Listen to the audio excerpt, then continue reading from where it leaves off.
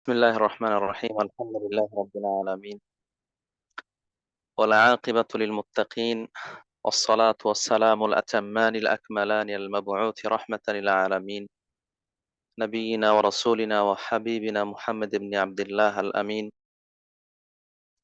وعلى آله وأصحابه ومن تبعهم بإحسان إلى يوم الدين أما بعد আবারও শুরুতেই প্রশংসা করছি আল্লাহ সুবহানাহু ওয়া তাআলার জন্য, যার বিশেষ অনুগ্রহে অপার দয়ায় আবারও নতুন সপ্তাহের নতুন দিনে নতুনভাবে দারসুল ফিকহ এর পঞ্চম পর্বে পঞ্চম হালাকায় আমরা অনলাইন প্ল্যাটফর্ম জুমের মাধ্যমে সম্পৃক্ত হওয়ার সুযোগ পেয়েছি। যে আল্লাহ সুবহানাহু ওয়া তাআলা আমাদেরকে সে সুযোগটুকু দিয়েছেন, তার প্রশংসা আদায় করি আলহামদুলিল্লাহ। অতঃপর সালাত ও সালাম বর্ষিত হোক আমাদের প্রিয় নবী, সর্বশেষ নবী ও রাসূল, সর্বকালের সর্বযুগের সর্বশ্রেষ্ঠ মহামানব, আদর্শবান শিক্ষক, মানবতার মুক্তির দূত, পৃথিবীর ইতিহাসে আগত অনাগত সকল মানুষের মধ্যে মানবীয় গুণে পরিপূর্ণ মহামানব মুহাম্মদুর রাসূলুল্লাহ সাল্লাল্লাহু আলাইহি ওয়াসাল্লামের উপর, তার পরিবার পরিজন, তার সঙ্গী সাথী এবং কিয়ামত পর্যন্ত একনিষ্ঠ প্রতিটি অনুসারীর উপর বর্ষিত হোক শান্তির অমীয় ধারা। আল্লাহুম্মা আমিন। সম্মানিত দিনী ভাই বোনেরা, কাছে দূরে, দেশে প্রবাসে যে যেখান থেকে আমাদের সাথে যুক্ত হয়েছেন, সকলকে আন্তরিক অভিনন্দন জানাচ্ছি। পাশাপাশি সবার জন্য আমরা দোয়া করছি আল্লাহ রাব্বুল আলামিন আমাদের এই কষ্ট করে, সময় ব্যয় করে, মনোযোগ সহকারে দিনই আলোচনা, দিনকে জানার জন্য, বুঝার জন্য পরিশ্রম, প্রচেষ্টা, এটা কবুল ও মঞ্জুর করুন। আল্লাহ রাব্বুল আলামিনের সন্তুষ্টি অর্জনের জন্যই যেন আমাদের এই সময় ব্যয়, সময় ক্ষেপণ, পারস্পরিক সম্পর্ক, সৌহার্দ্য, সম্প্রীতি, ভালোবাসা, আল্লাহ রাব্বুল আলামিন সেটা কবুল ও মঞ্জুর করুন। যেন আমরা এই পরিচিত অপরিচিত মানুষগুলো, কাছে দূরে যে যেভাবে আছি, আল্লাহ রাব্বুল আলামিন তার মহা পুরস্কার জান্নাত দিয়ে ধন্য করেন, জান্নাতে আমরা একত্রিত হতে পারি, আল্লাহ সেই তৌফিক দান করুন, আমিন। বিশেষভাবে যারা আজকের আয়োজন করেছেন, আয়োজনে সার্বিকভাবে সহযোগিতা করেছেন, এসো আল্লাহর পথে কোরআনের আলোয় গ্রুপের তত্ত্বাবধান করছেন হাসিনা আপু, তার সাথে আর অনেকেই রয়েছেন। নামের লিস্ট আমার পুরোপুরি জানা নেই এবং সেটা বড় হবে। আহ আফসানা আপুর কথাও শুনি। আহ আমাদের সম্মানিত শেখ হাফেজ শহীদুল্লাহ মাদানী হাফিজাহুল্লাহ, তিনিও রয়েছেন। আরো যারা যে যেখান থেকে নিজের অবস্থানে থেকে সাহায্য সহায়তা করছেন, আল্লাহ রাব্বুল আলামিন তাদেরকেও উত্তম বিনিময় দান করুন, আমিন। প্রিয় উপস্থিতি, দারসুল ফিকহ এর পঞ্চম পর্বে আমরা যে বিষয়গুলো নিয়ে আলোচনা করব বলে ঘোষণা দিয়েছি, সেগুলো হচ্ছে গত সপ্তাহের থেকে যাওয়া একটি বিষয়। সেটি হলো মোজার উপর মাসাহ করার বিধান, পাশাপাশি গোসলের বিধিবিধান এবং অজু ও গোসলের স্থলাভিষিক্ত তায়াম্মুম, সর্বোপরি যেগুলো হচ্ছে পবিত্রতা অর্জনের মাধ্যম, এগুলোর বিধিবিধান সংক্রান্ত বিষয়গুলো নিয়ে আলোচনা করার চেষ্টা করব ইনশাআল্লাহ। ওমা তৌফিক ইল্লা বিল্লাহ, আলাইহি তাওয়াক্কালতু ওয়া ইলাইহি উনীব। প্রিয় উপস্থিতি, বিষয়গুলো যদিও আহ খুবই সচরাচর প্রচলিত বিষয়, জানা বিষয়, তারপরও কিছু কিছু বিষয় অজ্ঞাত থেকে যায়, অজানা থেকে যায়, অথবা মনের মধ্যে একটা সন্দেহ সংশয় কাজ করে, আসলে কি এটা ঠিক হচ্ছে, এভাবে ওইভাবে পড়ছি, শুনছি, আমল করছি, আগে একভাবে শুনে এসেছি, এখন কি ওইভাবেই না ভিন্নভাবে, এই ধরনের অনেক কনফিউশন কাজ করে। তো আমার মনে হয় যে এই জানা বিষয়গুলোই যখন আমরা আলোচনা করছি, এর মাধ্যমে যাদের জানা আছে তাদের আহ স্মরণ হচ্ছে এবং এটা আরো নিশ্চিত হতে পারছি ইনশাআল্লাহ। পাশাপাশি যাদের জানা নেই তারা সেগুলো জেনে নিতে পারছি। তো সেই জায়গা থেকে বিষয়গুলো জানা হলেও আমরা একটু গুরুত্ব সহকারে শোনার চেষ্টা করব। আল্লাহ রাব্বুল আলামিন আমাদেরকে তৌফিক দান করুন, আমিন। আমরা গত হালাকায় আলোচনা করেছিলাম অজুর পরিচয়, অজুর শর্ত, অজু করার পদ্ধতি, সুন্নতি অজু, পরিপূর্ণ অজু তার ধরন সেইগুলো, পাশাপাশি অজু ভঙ্গের কারণ সেগুলো আলোচনা করেছিলাম, এবং অজুর ফজিলত অজু সংক্রান্ত কিছু হাদিস যেগুলো এত ব্যাপক এবং ব্যাপৃত নয় সে বিষয়গুলো সম্পর্কে আমরা কিছু আলোকপাত করেছিলাম। প্রিয় উপস্থিতি,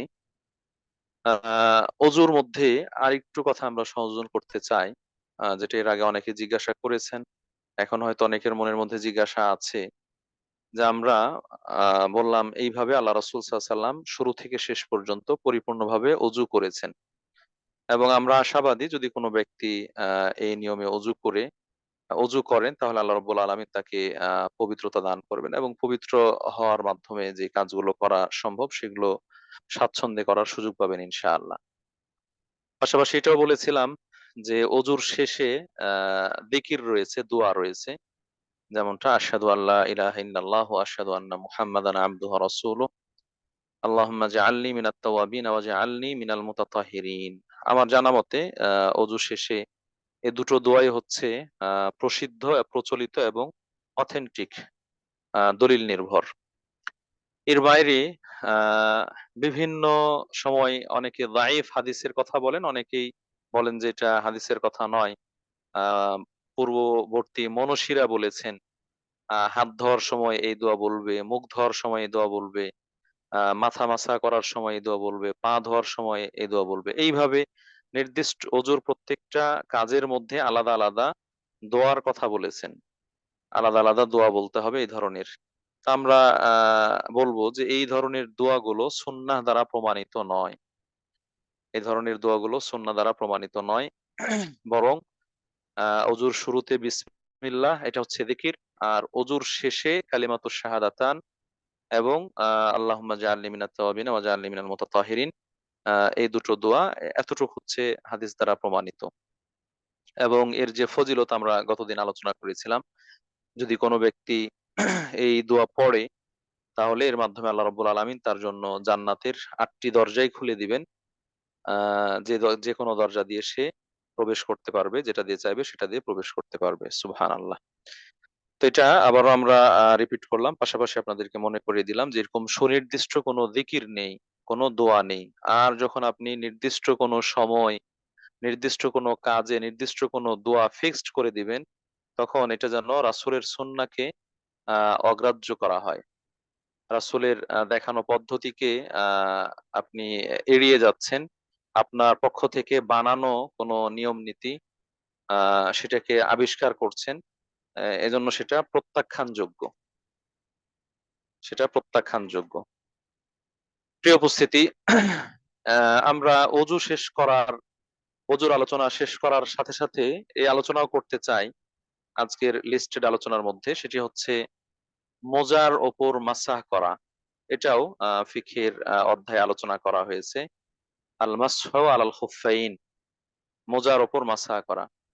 প্রথমত আমরা জানবো যে মোজা, এটা আমরা পায়ে পরিধান করি যে মোজা, সে মোজার কথা বলা হয়েছে।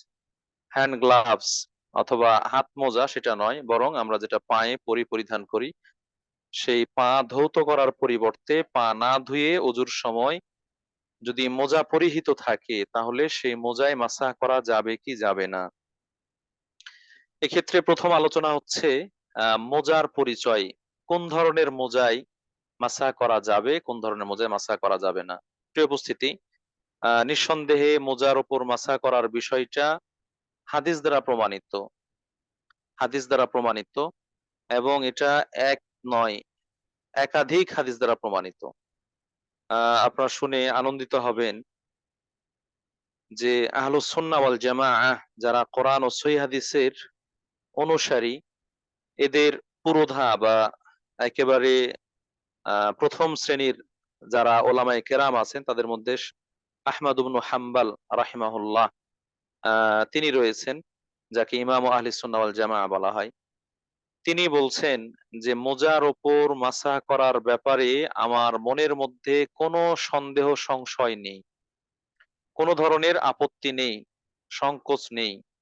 বরং একেবারে নিশ্চিন্তভাবে আমি এটি প্রশান্ত চিত্তে বিশ্বাস করি যে মোজার উপর মাসা করা জায়েজ। কেন? সে প্রসঙ্গে তিনি বলছেন যে এই ব্যাপারে নবী সাল্লাল্লাহু আলাইহি ওয়াসাল্লাম থেকে ৪০ টি হাদিস তিনি জানেন। সুবহানাল্লাহ। মোজার উপর মাসা করা জায়েজ, বৈধ এ প্রসঙ্গে তার জানা মতে ৪০ টি হাদিস রয়েছে।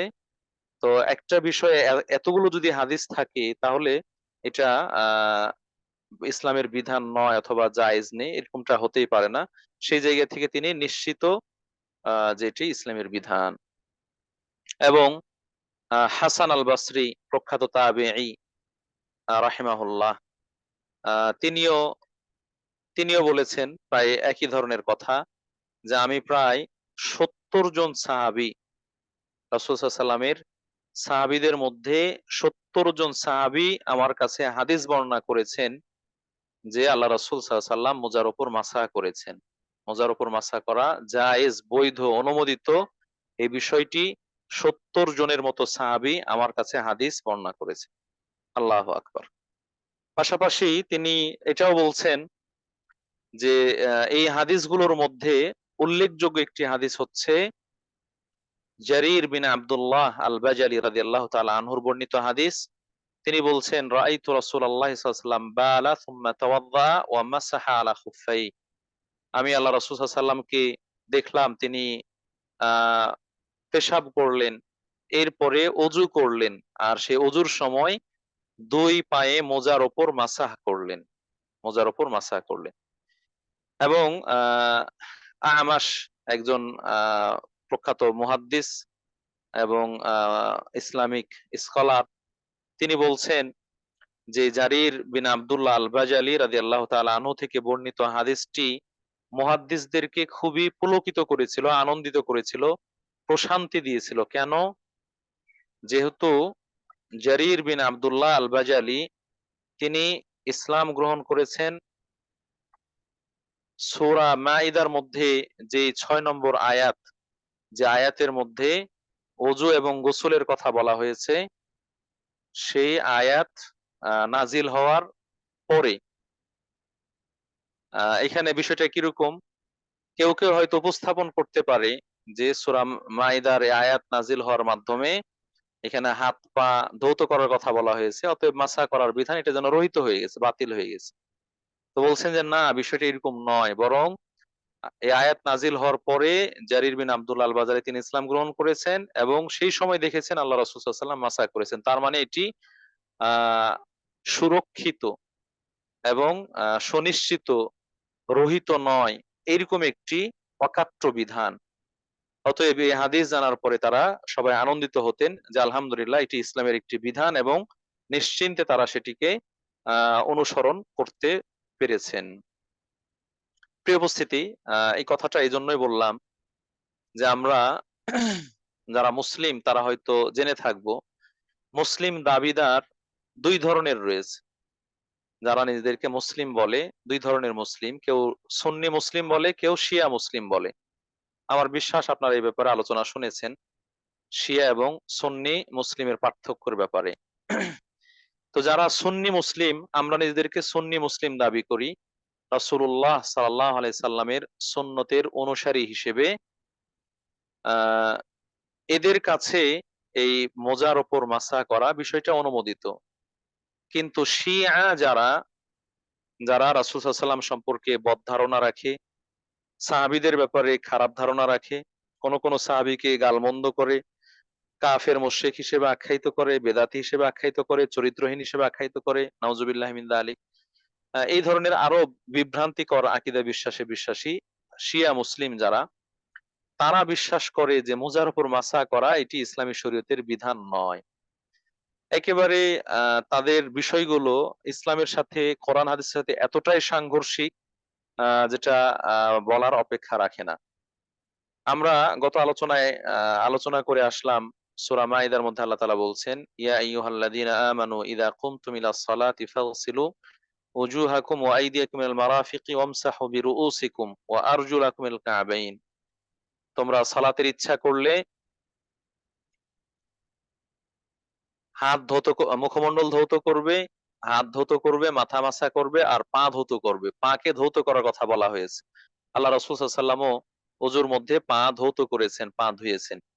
কিন্তু তারা বলে যে না, ওযুর সময় পা ধোয়া যাবে না, পা মাসা করতে হবে।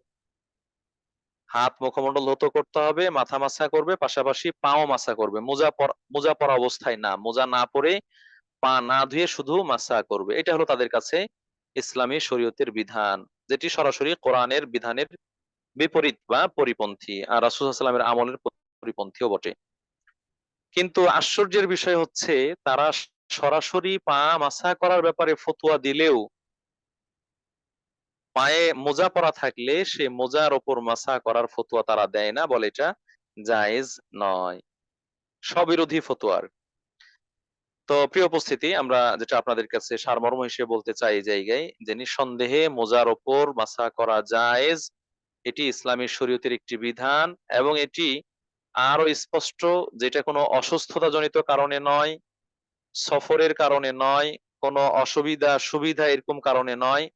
যে কোনো সময় ব্যক্তি পায়ে মোজা পরিহিত থাকলে তার কিছু নীতিমালা রয়েছে, নিয়ম কানুন রয়েছে, সেইগুলোর আলোকে ব্যক্তি মাসা করতে পারবেন, সমস্যা নেই। আমরা বলছিলাম যে কোন ধরনের মোজার উপর মাসা করা যাবে। আহ হাদিসের ভাষ্য অনুযায়ী যে মোজাগুলো সরাসরি পাওয়া যায় সেগুলো হচ্ছে চামড়া দ্বারা প্রস্তুতকৃত মোজা।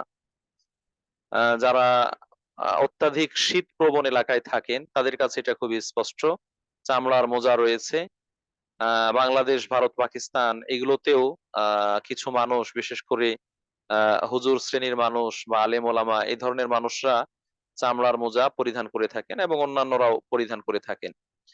তো এরকম চামড়া দিয়ে প্রস্তুতকৃত যে মোজা, সেই মোজার ওপর মাসা করা ইসলামী শরীয়তে অনুমোদিত। এটি একেবারে অকাট্যভাবে প্রমাণিত, যেটাকে বলা হয় আল খুফ। আল খুফ আরবিতে খুফফুন মানে হচ্ছে চামড়া দ্বারা প্রস্তুতকৃত মোজা।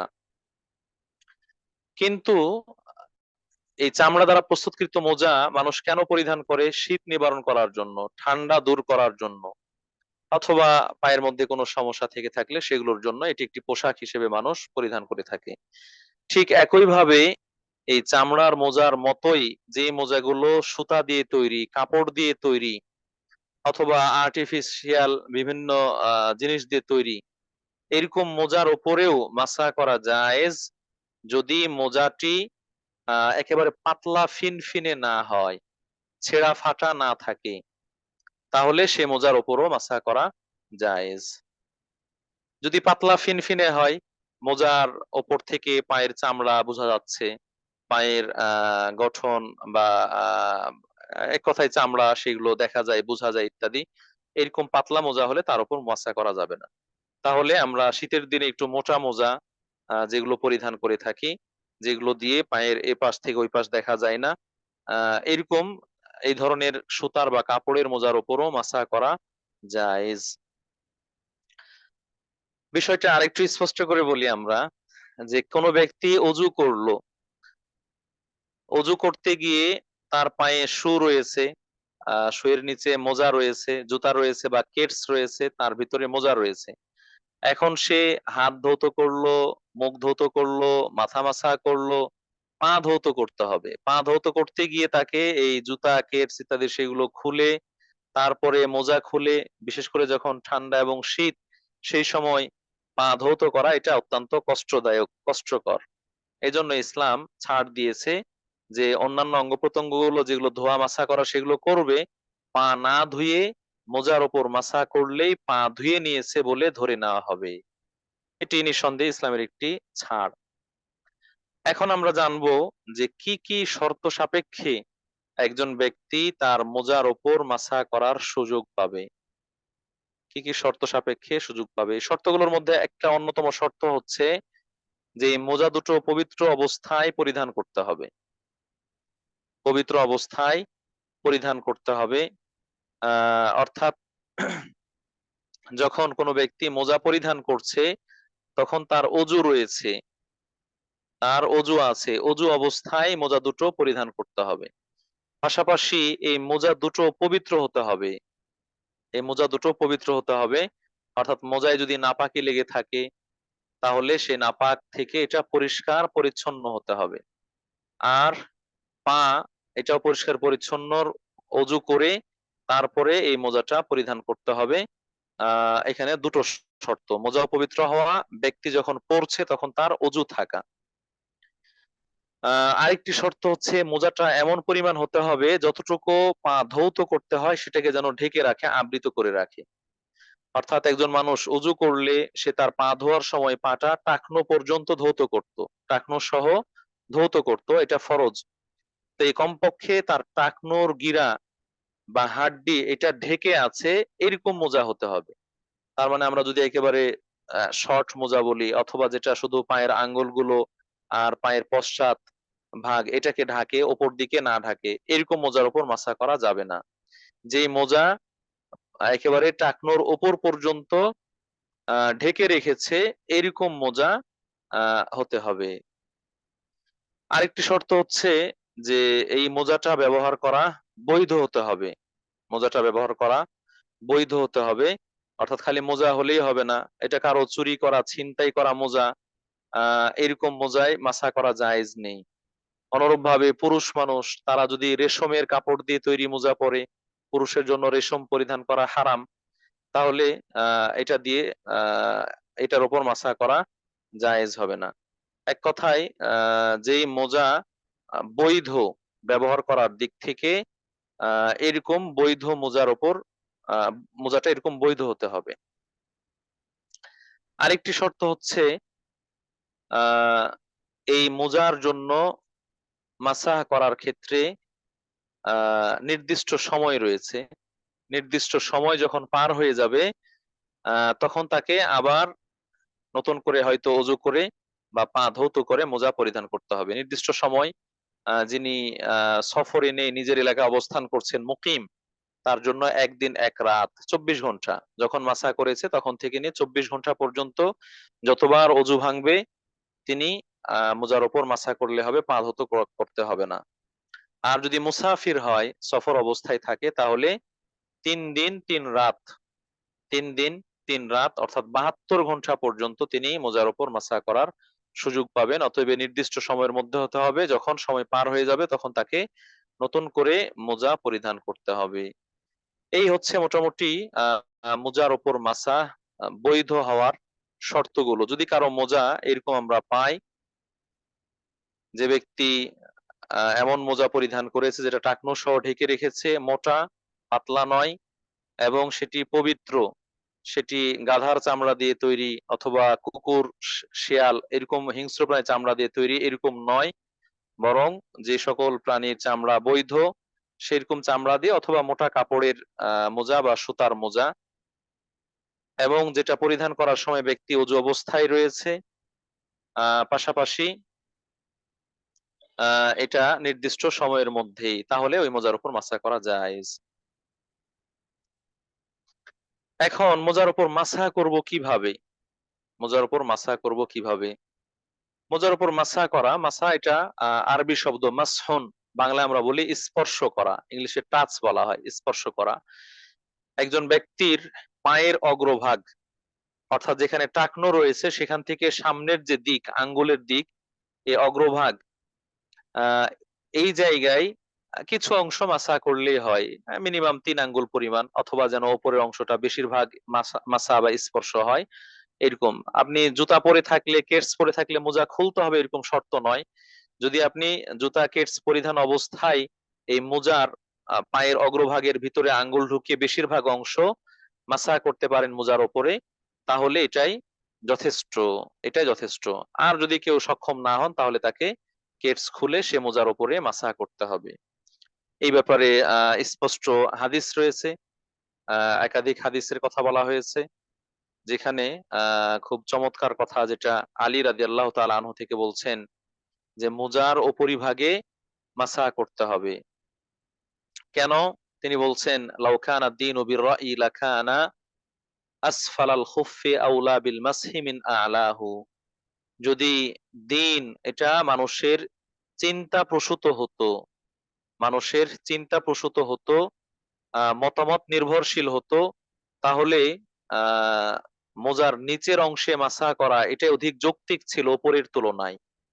ওপরের তুলনায় অর্থাৎ আমরা মোজার পায়ের যে উপরিভাগ আছে সেই উপরিভাগের মাসা করি, পায়ের তালু বা নিচ বা পাতা যেটা, সেদিকে আমরা মাসা করি না। কেন? যেহেতু ইসলামে এভাবেই বলা হয়েছে, অথচ যৌক্তিক ছিল মোজার নিচের দিক মাসা করা, যেহেতু এটা পাড়ানো হয় মাড়ানো হয় এবং সেই অংশে ময়লা আবর্জনা লাগার সম্ভাবনা রয়েছে, সেই হিসেবে সেটা মাসা করাই যৌক্তিক। কিন্তু বলছে না, এখানে যুক্তি অচল। বরং রাসূল সাল্লাল্লাহু আলাইহি ওয়াসাল্লাম, নবী সাল্লাল্লাহু আলাইহি ওয়াসাল্লামকে দেখেছি তিনি মোজার উপরিভাগে মাসা করেছেন, এই জন্য আমাদেরকে মোজার উপরিভাগেই মাসা করতে হবে। তাহলে এটা হচ্ছে মাসা করার পদ্ধতি।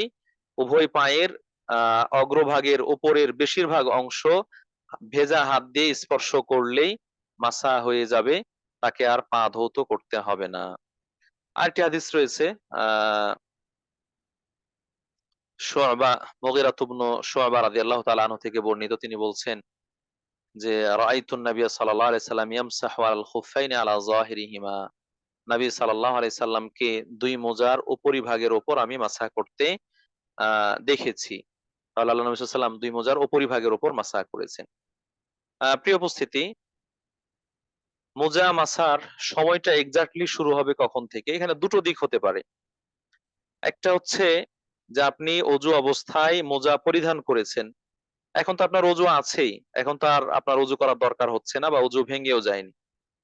কিন্তু এই অজু অবস্থায় থাকতে থাকতে মোজা পরিধান করা আছে, আপনার অজু ভেঙে গেল, অজু ভেঙে গেল।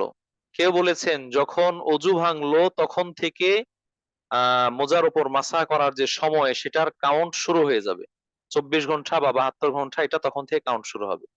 আবার কেউ বলছেন না, অজু ভাঙার পরে যখন অজু করবেন তিনি অজুর সময় মোজার উপর মাসা করবেন, পা ধৌত করবেন না, মাসা করবেন। আর যখন মাসা করলেন তখন থেকে সময়টা কাউন্ট করা হবে, তখন থেকে গণনা শুরু হবে। এটা উদাহরণ দিয়ে আমরা বলতে পারি, একজন মানুষ ফজরের সময় অজু করে সালাত পড়েছেন, তখনই তিনি পায়ে মোজা পরে নিয়েছেন, পবিত্র অবস্থায় মোজা পরেছেন। দেখা গেল ফজর সালাতের কিছুক্ষণ পরে তার অজু ভেঙে গিয়েছে, তার অজু ভেঙে গিয়েছে। এখন সে আর অজু করলো না, সূর্য ওঠার পরে সালাতুল ইশরাক পড়বে, সেই সময় সে অজু করলো। কারো কেউ বলছেন যে যখন অজু ভাঙলো তখন থেকে তার সময়টা গণনা হবে পরের দিন এই সময় পর্যন্ত। আবার কেউ বলছেন না, এই যে সালাত পড়ার জন্য আবার সে অজু করবে, অজুর সময় মাসা করবে, পা ধৌত করার দরকার নেই, তখন থেকে নিয়ে পরের দিন এই সময় পর্যন্ত সে মাসা করতে পারবে মুকিম অবস্থায়, আর মুসাফির হলে 3 দিন 3 রাত পর্যন্ত। আশা করি বুঝতে পেরেছেন। তৃতীয় আলোচনা হচ্ছে অজুর মাসার ক্ষেত্রে যে কোন কোন কারণে এই মাসাটা বাতিল হয়ে যাবে, কোন কোন কারণে আর মাসা করতে পারবে না।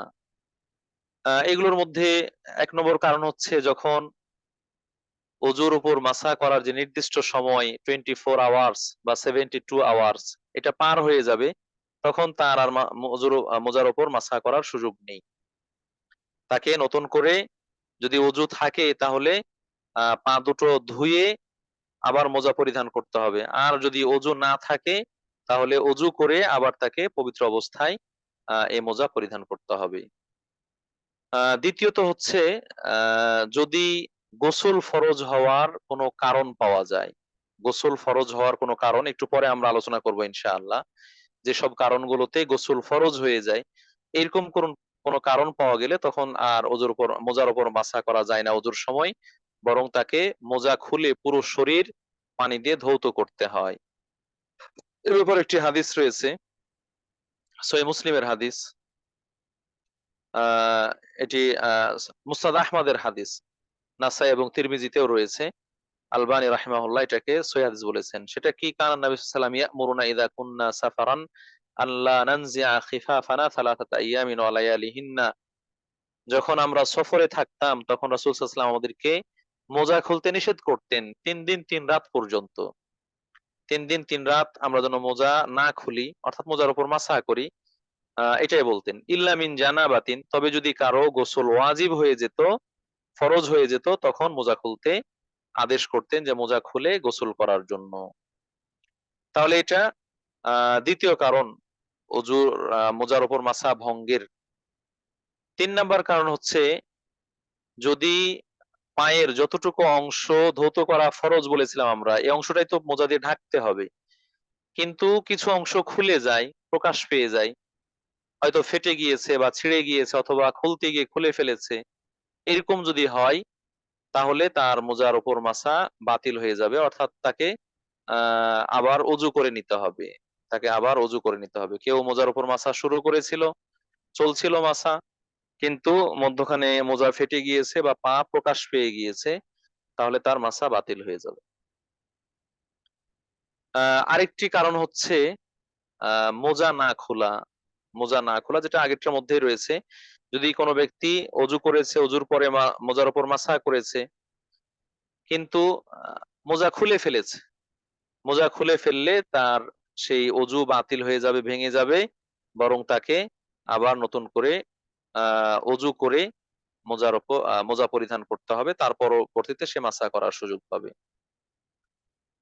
এই হচ্ছে মোটামুটি অজুর মোজার উপর মাসা করার বাতিল হয়ে যাওয়ার বিষয়গুলো বা কারণগুলো। এগুলোর মাধ্যমে মোজার উপর মাসা করার বিষয়গুলো বাতিল হয়ে যায় এবং সেই সুযোগ তিনি হারিয়ে ফেলেন।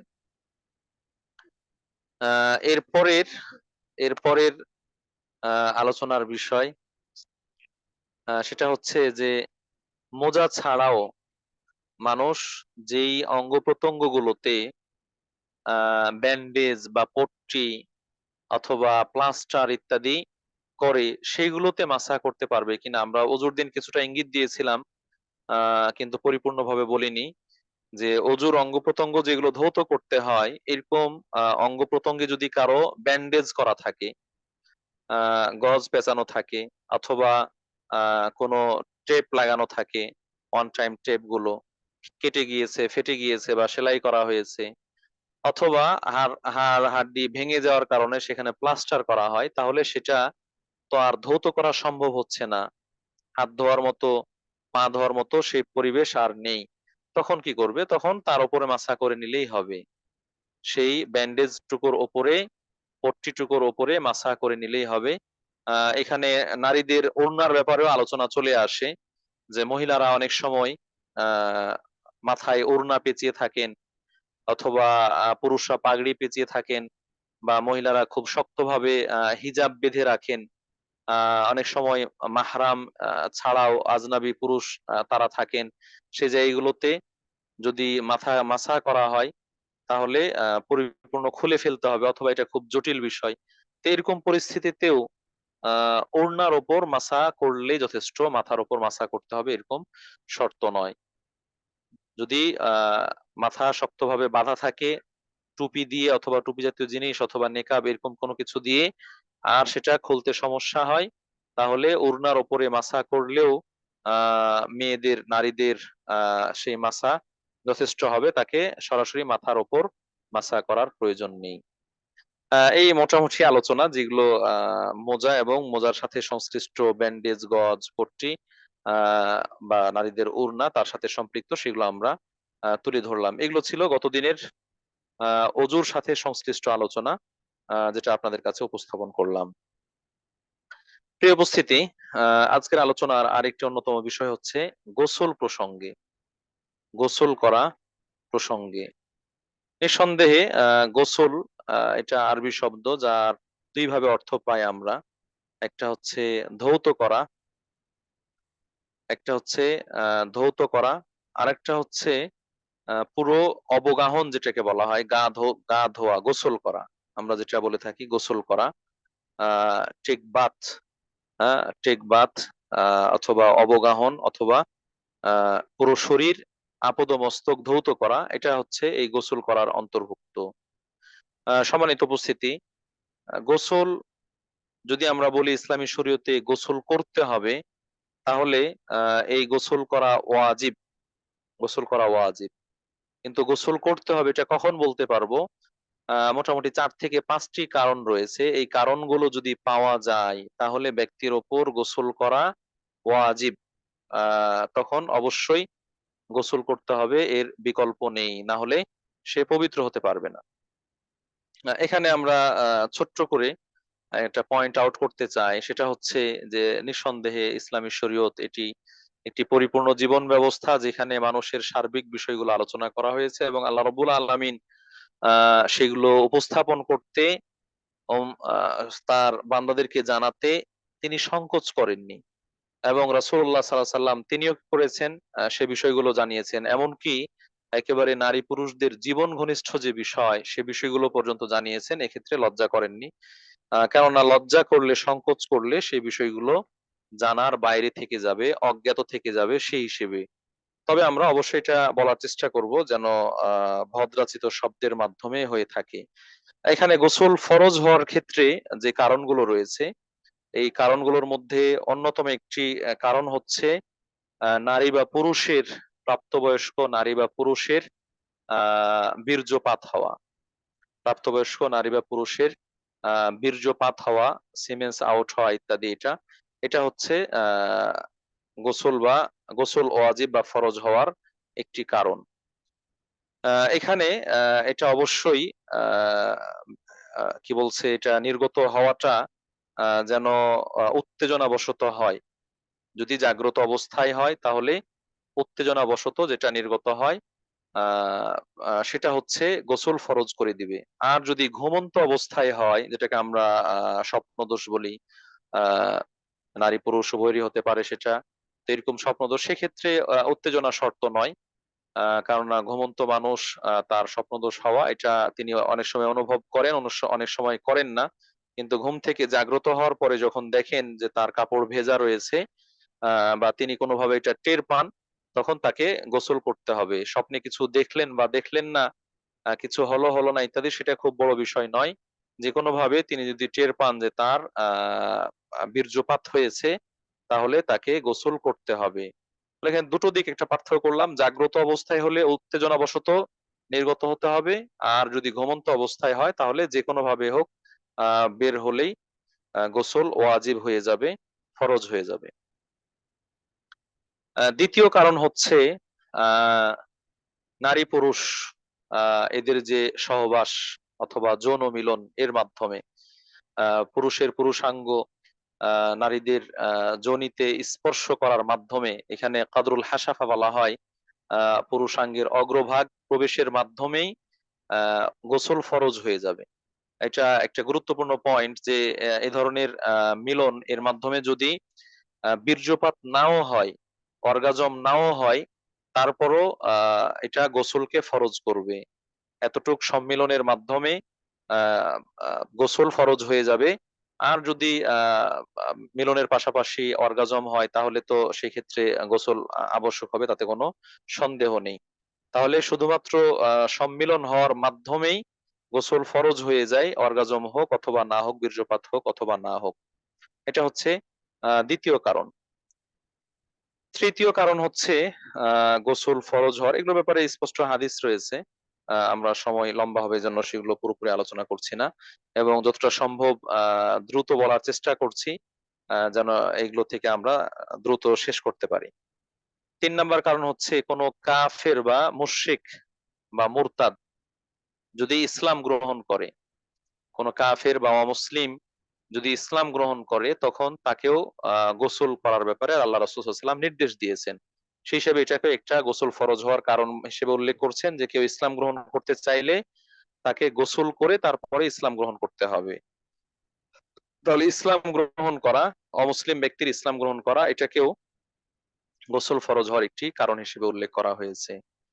চতুর্থ কারণ হচ্ছে নারীদের, মা বোনদের যদি দামুল হাইদ, নিয়মিত যে পিরিয়ড রয়েছে, সেই পিরিয়ড শেষ হলে, বন্ধ হলে, পিরিয়ড শেষ হলে, বন্ধ হলে যেই সর্বশেষ পরিচ্ছন্নতা করতে হয়, পবিত্র হতে হয়, সেটা একটা কারণ। অর্থাৎ পিরিয়ডের রক্ত বন্ধ হয়ে যাওয়া, ব্লিডিং বন্ধ হয়ে যাওয়া, এটাও গোসল ফরজ হওয়ার একটি কারণ। অনুরূপভাবে যাদের সন্তান ভূমিষ্ঠ হয়েছে, যেটাকে নিফাস বলা হয়, সন্তান ভূমিষ্ঠ হওয়ার কারণে যে রক্ত প্রবাহিত হয়, সেই রক্ত বন্ধ হয়ে গেলে সেক্ষেত্রেও সর্বশেষ পবিত্রতা অর্জন করতে হয়। সেই পবিত্রতার সেটাকে গোসল বলা হয়। তাহলে আপনার হাইজ বা নিফাস, যেটা আমরা বললাম যে মাসিক অথবা সন্তান প্রসবের পর ব্লিডিং বন্ধ হওয়ার পরে যে গোসল করতে হয়, এটাও ফরজ গোসল। অর্থাৎ এই ব্লিডিং বন্ধ হলে গোসল করা ফরজ, গোসল করা ফরজ।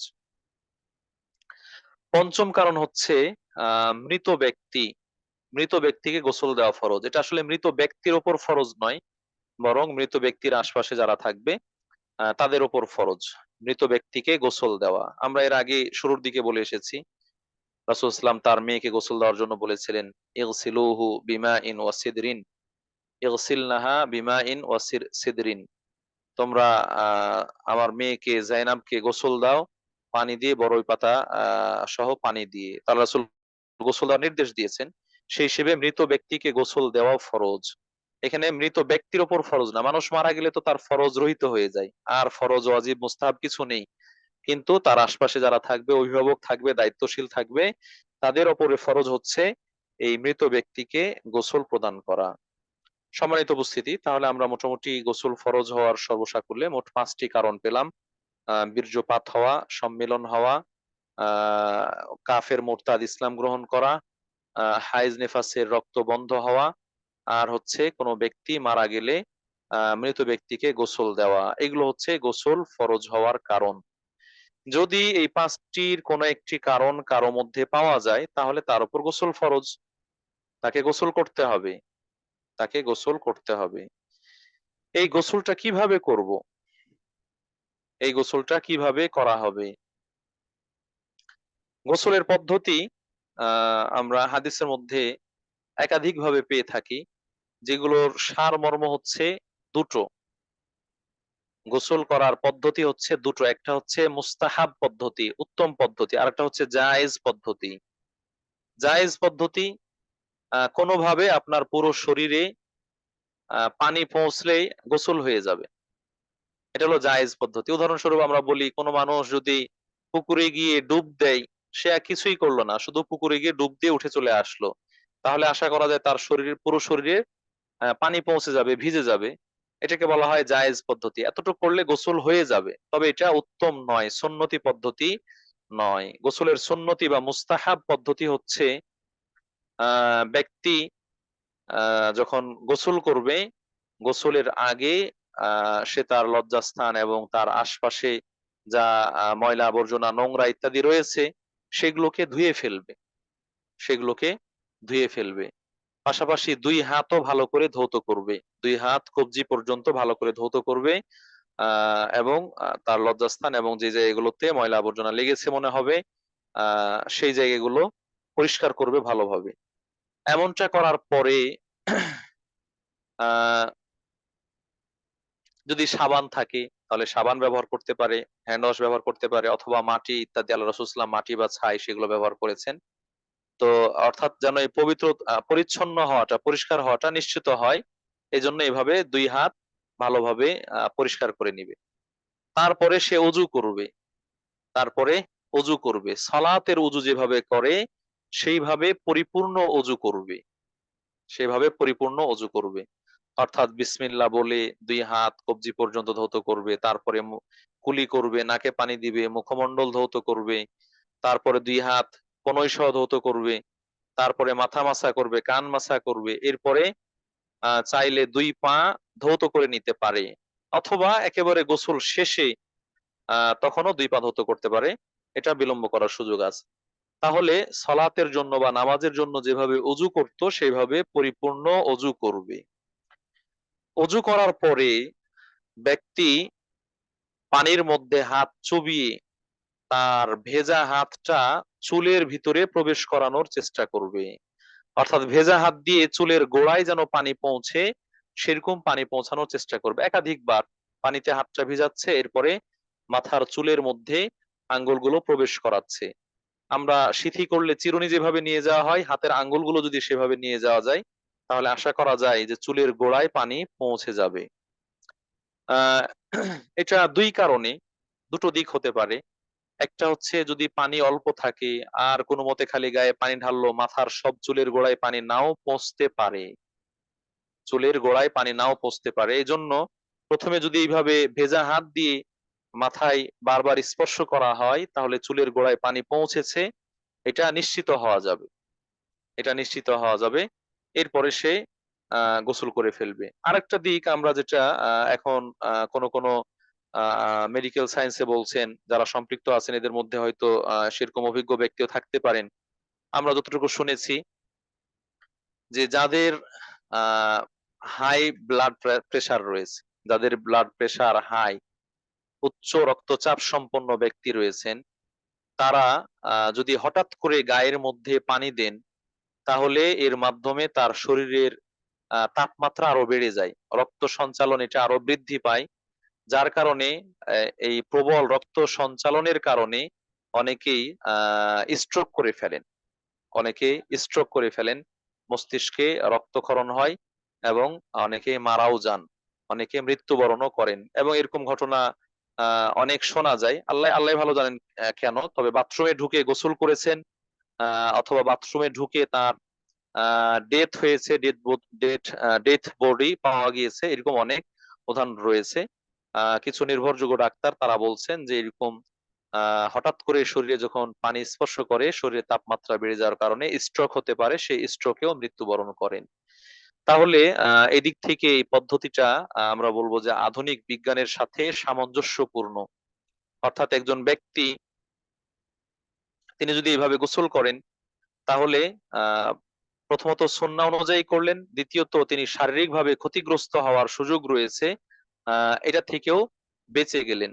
এটা থেকেও বেঁচে গেলেন। এইভাবে যখন তার মাথাটা পুরোটা ভিজে যাবে, তার মাথার গোড়ায়, চুলের গোড়ায় যখন পানি পৌঁছেছে সে মনে করবে, তখন মাথার উপরে পানি ঢালবে। ৩ বার মাথার উপরে পানি ঢালবে, ডানে বামে এভাবে পুরো শরীরকে ভেজানোর চেষ্টা করবে।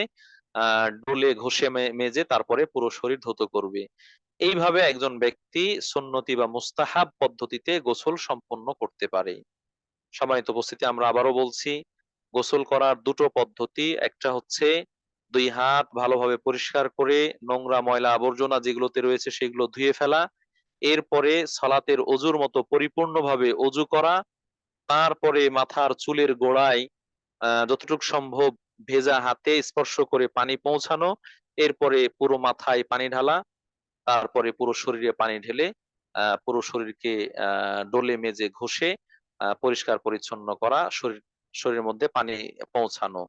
এইভাবে একজন ব্যক্তি তার গোসল সম্পন্ন করতে পারেন এবং এটি সুন্নতি পদ্ধতি, মুস্তাহাব পদ্ধতি। আর শুরুতে যেটা বললাম যে কোনো ব্যক্তি যদি এরকম কোনো কিছুই না করে শুধুমাত্র শরীরে পানি ঢেলে গোসল করে নেয়, তার গোসলও হয়ে যাবে, তবে তিনি গোসলের ক্ষেত্রে যে সুন্নাহ গুলো রয়েছে সেই সুন্নাহ গুলো পালন করলেন না এবং এটা উত্তম গোসল নয়। সে পবিত্র হয়ে যাবে কিন্তু এটা উত্তম গোসল নয়। সম্মানিত উপস্থিতি, তাহলে মোটামুটি আমরা গোসল ফরজ হওয়ার কারণ এবং গোসল কিভাবে করবে সেই দুটো জিনিস জানতে পারলাম। এখানে কিছু বিষয় রয়েছে। এই ৫টা কারণে তো গোসল করা ফরজ, যেগুলো আমরা উল্লেখ করেছি। এর পাশাপাশি আরো কিছু ক্ষেত্র রয়েছে যে ক্ষেত্রগুলোতে গোসল করা সুন্নাহ, এটা ফরজ নয় বরং সুন্নাহ। যেমন এগুলোকে মুস্তাহাব গোসল বলা হয়ে থাকে, অর্থাৎ এই অকেশন গুলোতে গোসল করা এটা হচ্ছে মুস্তাহাব বা সুন্নাহ। এগুলোর মধ্যে অন্যতম হচ্ছে জুমার দিনের জন্য গোসল করা। জুমার দিনের জন্য গোসল করা, অর্থাৎ যারা জুমার সালাতে উপস্থিত হবে তাদের জন্য গোসল করা। এটা অনেকেই ফরজ বলেছেন, অনেকে বলছেন না এটা ফরজ নয়, কিন্তু সুন্নতে মুআক্কাদা, খুবই গুরুত্বপূর্ণ সুন্নাহ। এবং আমরা বলবো যে যে সকল ক্ষেত্রে গোসল করা সুন্নত বা মুস্তাহাব, এগুলোর মধ্যে সর্বাধিক গুরুত্বপূর্ণ হচ্ছে জুমার দিনে গোসল করা। কেননা একাধিক হাদিসে রয়েছে, আল্লাহ রাসূল সাল্লাল্লাহু আলাইহি ওয়াসাল্লাম বলছেন, ইদা জা আহাদুকুমুল জুমআতা ফালইয়াগতাসিল, যখন তোমাদের কেউ জুমায় আসবে, জুম্মার সালাতের জন্য আসবে, সে যেন গোসল করে। তাহলে জুমার সালাতের জন্য গোসল করা মুস্তাহাব। অনুরূপভাবে ২ ঈদের সালাতের জন্য, ঈদের সালাতের জন্য গোসল করাও মুস্তাহাব। ঈদুল ফিতর, ঈদুল আযহা উভয় ঈদের সালাতের জন্য গোসল করা মুস্তাহাব। যদিও এটা আমরা অনেকে ফরজের মতো গুরুত্ব দেই। অনেক মানুষই আছে আর যা হোক ঈদের সকালে গোসল করতেই হবে। গোসল না করলে ওই দিনের আর ঈদের নামাজও নাই, ঈদও নাই। এজন্য গোসল করে। তো যাই হোক, এটা যতই গুরুত্ব দেওয়া হোক, এটা ফরজ নয়, বরং এর জন্য গোসল করা মুস্তাহাব বা সুন্নাহ। গোসল করতে পারলে ভালো সওয়াব পাবেন। আরেকটি হচ্ছে ক্ষেত্র গোসল করার জন্য, আহ কোন ব্যক্তি যদি একই রাতে স্ত্রীর সাথে একাধিকবার সম্পর্ক করতে চান, তাহলে একবার সম্পর্ক করার পর দ্বিতীয়বার সম্পর্ক করার আগে গোসল করে আবার সম্পর্ক করা, এটা হচ্ছে উত্তম। এটা হচ্ছে উত্তম বা মুস্তাহাব। যদিও একাধিক সম্পর্ক করার পরে শেষে একবার গোসল করে নেওয়াই যথেষ্ট, কিন্তু কেউ যদি গোসল করে আবার সম্পর্ক করে তাহলে সেটা হচ্ছে উত্তম। বরং যদি কারো উপর গোসল ফরজ হয়ে যায়, যে কারণগুলো বললাম এগুলোর যে কোনো কারণে গোসল ফরজ হয়ে যায়, বিশেষ করে স্বামী স্ত্রীর সম্পর্কে করার কারণে গোসল ফরজ হয়ে যায়, তারপরে ব্যক্তি তাৎক্ষণিক গোসল করতে চাচ্ছে না, বিলম্ব করবে, হয়তো ঘুমাবে, ফজরের আগ দিয়ে গোসল করবে ইত্যাদি। তো সেক্ষেত্রে সুন্নাহ হচ্ছে ব্যক্তি যেন অজু করে নেন, অজু করে নেন। অথবা কেউ গোসল ফরজ হয়েছে জানাবাত, তারপরে সে খেতে চাচ্ছেন, খাবেন, পান করবেন, বসে সময় কাটাবেন ইত্যাদি। সেক্ষেত্রেও গোসল না করলেও কমপক্ষে অজু করে নেওয়া, এটা হচ্ছে সুন্নাহ। আল্লাহ রাসূল সাল্লাল্লাহু আলাইহি সাল্লাম এমনটা করতেন। গোসল ফরজ হয়ে গিয়েছে, তারপরে তিনি কোনো কিছু খেতে চাইলে অথবা ঘুমাতে চাইলে অজু করে তারপরে ঘুমাতেন। আর যদি কেউ গোসল করে নিতে পারে তাহলে এটা সবথেকে উত্তম। গোসল করে পরিপূর্ণ পবিত্র হয়েই সে ঘুমালো। আর গোসল করতে না চাইলেও তাৎক্ষণিক সে অজু করার মাধ্যমে কিছুটা হলেও পবিত্র হতে পারবে, যেহেতু অজু ও পবিত্রতা অর্জনের একটা মাধ্যম। কিন্তু আর গোসল ফরজটা থেকেই যাবে, তাকে সর্বশেষ ফরজ গোসল করতেই হবে। চতুর্থ আরেকটা ক্ষেত্র, যে ক্ষেত্রে গোসল করা মুস্তাহাব, সেটা হচ্ছে হজ বা ওমরার জন্য ইহরাম বাঁধার পূর্বে। হজ বা ওমরার জন্য ইহরাম বাঁধার পূর্বে গোসল করে, অজু করে, ২ রাকাত সালাত পড়ে ইহরাম বাঁধা, এটা হচ্ছে সুন্নাহ বা মুস্তাহাব। তাহলে ইহরাম বাঁধার আগে গোসল করা, এটাও একটা মুস্তাহাব আমল। যারা হজ ওমরায় গিয়েছেন, মিকাতের মধ্যে যে মিকাত গুলো রয়েছে সেগুলোতে আপনারা খেয়াল করলে দেখবেন সেখানে গোসল করার জন্য যথেষ্ট ব্যবস্থাপনা রয়েছে, যেন ইহরাম বাঁধার আগে ব্যক্তি গোসল করে ইহরাম বাঁধতে পারে, এই সুন্নতি আমলটি করার সেখানে সুযোগ দেওয়া হয়েছে। পঞ্চম আরেকটি কারণ হচ্ছে, যে ক্ষেত্রে গোসল করা সুন্নাহ বা মুস্তাহাব, সেটি হচ্ছে যে মৃত ব্যক্তিকে গোসল দেয়, যে বা যারা মৃত ব্যক্তিকে গোসল দেওয়ার কাজে অংশগ্রহণ করে প্রত্যক্ষভাবে, শুধু সহযোগিতা করেছে এরকম না, কেউ হয়তো পানি নিয়ে এসে দিল কিন্তু সে লাশ থেকে দূরে রয়েছে, অথবা অন্যান্য ভাবে সহযোগিতা করছে, লাশকে কোনোভাবে স্পর্শ করেনি, ডেথ বডিকে কোনোভাবে স্পর্শ করেনি, তার জন্য নয়, বরং যারা সরাসরি গোসল দেওয়ার কাজে অংশগ্রহণ করেছে এইরকম ব্যক্তি যারা, তাদের জন্য গোসল করাও হচ্ছে মুস্তাহাব। এ ব্যাপারে হাদিস রয়েছে, মান গাসসালা মাইয়িতান ফালিয়াগতাসিল, যে ব্যক্তি কোনো মৃত ব্যক্তিকে গোসল দিবে সে যেন নিজে গোসল করে। মৃত ব্যক্তিকে গোসল দিলে সে নিজে যেন গোসল করে, এটা হচ্ছে সুন্নাহ। আমি খুবই আশ্চর্য হয়েছিলাম যখন একজনের কাছে প্রশ্নের সম্মুখীন হলাম। তিনি জিজ্ঞাসা করলেন যে, "শাইখ, মৃত ব্যক্তিকে গোসল দিলে যে ব্যক্তি গোসল দিবে তার পুরো পরিবারের সবাইকে কি গোসল করতে হবে?" আমি বললাম, "না তো।" বলছে, "না, আমাদের এইখানে বলছে যিনি গোসল দিচ্ছেন তার পরিবারের সবাইকে গোসল করতে হবে।" আর সেই সময়টা ছিল শীতকাল। সম্ভবত তিনি এই ঠান্ডা থেকে বাঁচার জন্যই হয়তো এই প্রশ্ন করেছেন। খুব আজব একটা প্রশ্ন।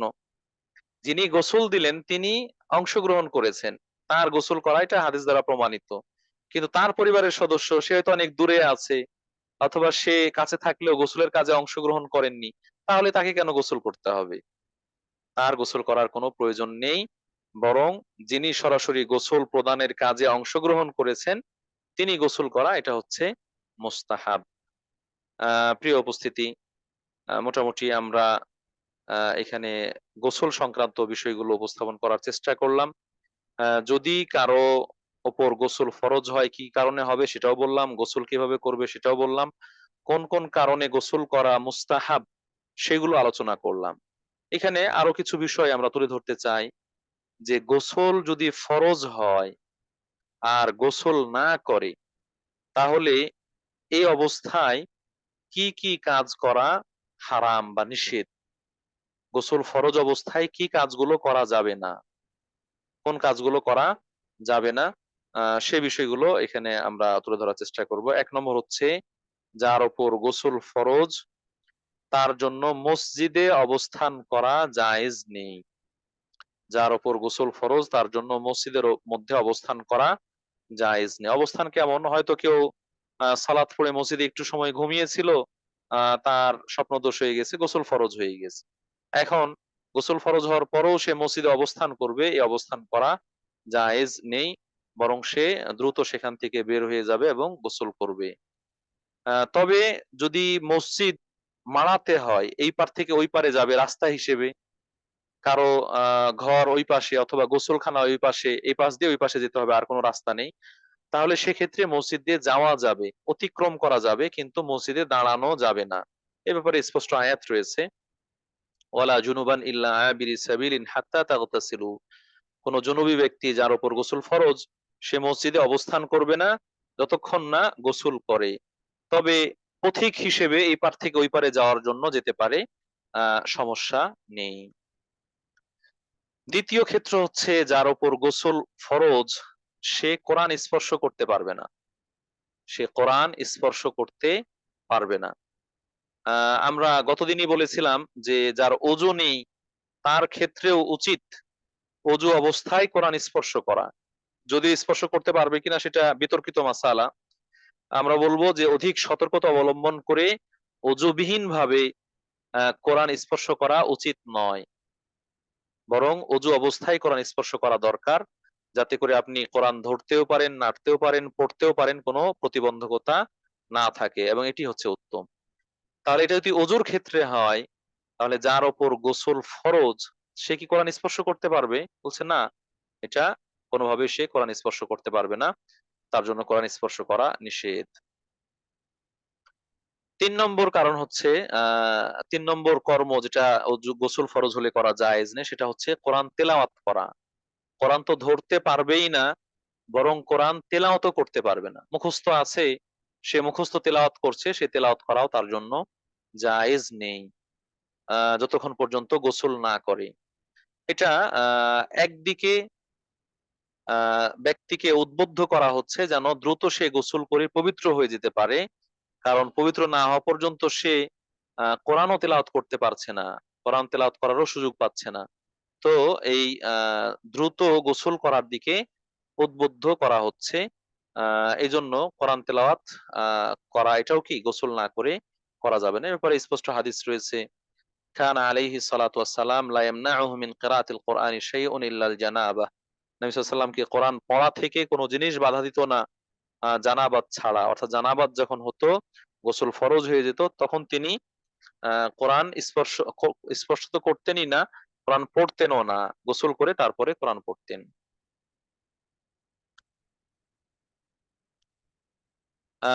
আরেকটা নিষিদ্ধ কাজ হচ্ছে, যার উপর গোসল ফরজ, গোসলবিহীন অবস্থায় তার জন্য সালাত পড়া, নামাজ পড়া, এটা হারাম। যার উপর গোসল ফরজ, যতক্ষণ না গোসল করছে ততক্ষণ তার উপর নামাজ পড়া হারাম। এই নামাজ ফরজ নামাজ হোক, নফল নামাজ হোক, সুন্নত নামাজ হোক, মুস্তাহাব নামাজ হোক, যে কোনো নামাজ গোসল ছাড়া নামাজ পড়া তার জন্য জায়েজ নেই, এটাও হারাম। অনুরূপভাবে আত-তাওয়াফু বিল বাইত, কাবা শরীফের তওয়াফ করা, কাবা শরীফের তওয়াফ করা, এটাও তার জন্য জায়েজ নয়, যেহেতু কাবা শরীফের তওয়াফ পবিত্রতা ছাড়া বৈধ নেই। অতএব গোসল ওয়াজিব, মানে তার উপর কি পবিত্রতা অর্জন করা ওয়াজিব। অতএব গোসল করে তারপরে সে তওয়াফ বিল বাইত করতে পারবে, না হলে তওয়াফ বিল বাইতও করতে পারবে না। প্রিয় উপস্থিতি, এই ছিল মোটামুটি গোসলের সাথে সংশ্লিষ্ট আলোচনা। আমরা তাহলে মোজার উপর মাসা করা তার বিষয়গুলো বললাম। গোসল ফরজ হওয়ার কারণ, পদ্ধতি, মুস্তাহাব গোসল, এবং কি কি গোসল ফরজ হলে কি কি করা যাবে, কি করা যাবে না, সেই বিষয়গুলো আমরা মোটামুটি উল্লেখ করলাম। আজকের আলোচনার তৃতীয় পয়েন্ট, 3 নাম্বার পয়েন্ট হচ্ছে তায়াম্মুম করা, তায়াম্মুম সম্পর্কে। সম্মানিত উপস্থিতি, তায়াম্মুম এটি একটি আরবি পরিভাষা যার অর্থ হচ্ছে ইচ্ছা করা। তায়াম্মুম শব্দের শাব্দিক অর্থ হচ্ছে ইচ্ছা করা, কোনো কিছুর সংকল্প করা। পরিভাষায় তায়াম্মুম হচ্ছে আহ মাটির মাধ্যমে, পবিত্র মাটির মাধ্যমে হাত এবং মুখ মাসা করার মাধ্যমে যে পবিত্রতা অর্জন করা হয় সেটাকে ইসলামী শরীয়তের পরিভাষায় তায়াম্মুম বলা হয়। অর্থাৎ এখানে তায়াম্মুম এটা যেন অজু এবং গোসলের বিকল্প। সুবহানাল্লাহ। অজু এবং গোসলের বিকল্প হচ্ছে তায়াম্মুম। তায়াম্মুম এটা ইসলামী শরীয়তে বৈধ এবং অনুমোদিত একটি বিষয়, যেটা সূরা মাইদার মধ্যে আল্লাহ রাব্বুল আলামিন আলোচনা করেছেন। যেখানে অজুর আলোচনা করেছেন, গোসলের কথা বলেছেন, সেখানে তায়াম্মুমেরও কথাও বলেছেন। আল্লাহ রাব্বুল আলামিন আগে অজুর কথা বলেছেন, তারপরে গোসলের কথা বলেছেন। যদি অজু এবং গোসল করতে গিয়ে যেই উপকরণ দরকার পানি, সেই পানি না পাওয়া যায় অথবা পানি ব্যবহারে অক্ষম হয়, তাহলে তার জন্য তায়াম্মুম করা জায়েজ। তায়াম্মুমের মাধ্যমে পবিত্রতা অর্জন করা জায়েজ। নিঃসন্দেহে এটি ইসলামী শরীয়তের সমৃদ্ধিশালিতা, ইসলামী শরীয়তের ব্যাপকতার বড় একটা উদাহরণ। যেই পানি আল্লাহ রাব্বুল আলামিন নাজিল করেছেন মানুষকে পবিত্র করার জন্য। আল্লাহ রাব্বুল আলামিন আকাশ থেকে ওয়া ইনাজ্জিলু আলাইকুম মিনাস সামাই মাআন লিতাহিরাকুম, তিনি আকাশ থেকে পানি বর্ষণ করেন তোমাদেরকে পবিত্র করার জন্য। তো সেই পবিত্র করার মাধ্যম যদি পানি না পাওয়া যায়, তাহলে মানুষ কি করবে? কোথাও তো অনাবৃষ্টির কারণে অথবা ভূগর্ভস্থ পানি অনেক নিচে নেমে যাওয়ার কারণে মানুষ পানি ব্যবহারের সুযোগ পায় না, নদী নালাও নেই, পুকুর শুকিয়ে গিয়েছে। তখন তারা কি সালাত পড়বে না? তারা কি পবিত্রতার সাথে সংশ্লিষ্ট বিষয়গুলো থেকে বঞ্চিত থাকবে? এরকম যেন না থাকতে পারে, বরং তারা পবিত্র হয়েই ইবাদত বন্দিগি নিয়মিতভাবে করতে পারে। এজন্য আল্লাহ রাব্বুল আলামিন এই পবিত্র মাটির মাধ্যমে পবিত্র হওয়ার বিধান দিয়েছেন, পবিত্রতা অর্জন করার বিধান দিয়েছেন। অতএব তায়াম্মুম এটা অজুরও বিকল্প, তায়াম্মুম এটা গোসলেরও বিকল্প। কার অজু ভেঙে গিয়েছে, তিনি পানি পাচ্ছেন না অথবা পানি ব্যবহার করতে পারছেন না, তাহলে সেক্ষেত্রে তিনি তায়াম্মুম করবেন, পবিত্র মাটি দিয়ে তায়াম্মুম করবেন। কারো গোসল ফরজ হয়েছে, গোসল করার পানি নেই, পানি ব্যবহার করতে পারছেন না, অক্ষম অপারগ, তাহলে তিনি গোসলের পরিবর্তে তায়াম্মুম করবেন। এটি ইসলামের শরীয়তের বিধান। আল্লাহ রাব্বুল আলামিন পবিত্র কোরআনের মধ্যে বলছেন,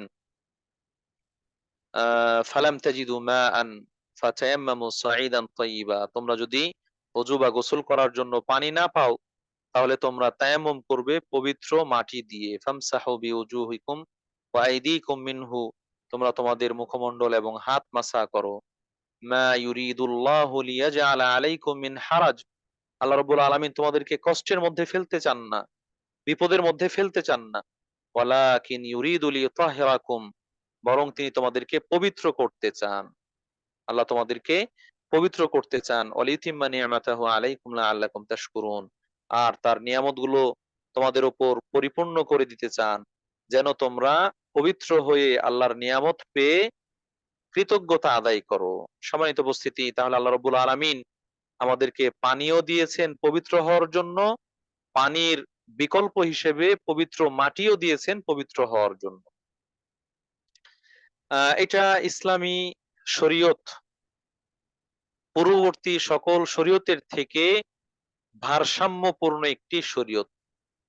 ইসলামী শরীয়ত পূর্ববর্তী সকল শরীয়ত থেকে সমৃদ্ধ একটি শরীয়ত, যার কারণে তার অনেকগুলো বৈশিষ্ট্য রয়েছে।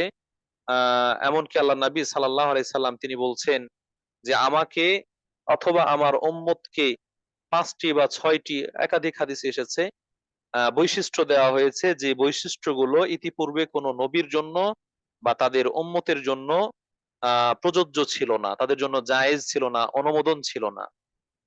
যে বিষয়গুলো দিয়ে আমাকে বিশেষভাবে বৈশিষ্ট্যমণ্ডিত করা হয়েছে, বিশেষ সুযোগ সুবিধা দেওয়া হয়েছে, অনুমতি দেওয়া হয়েছে, অন্যদের ওপর প্রাধান্য দেওয়া হয়েছে, এরকম একটি বিষয় হচ্ছে ওয়াজুইলাত লিয়াল আরদু মাসজিদান ওয়া তাহুরা।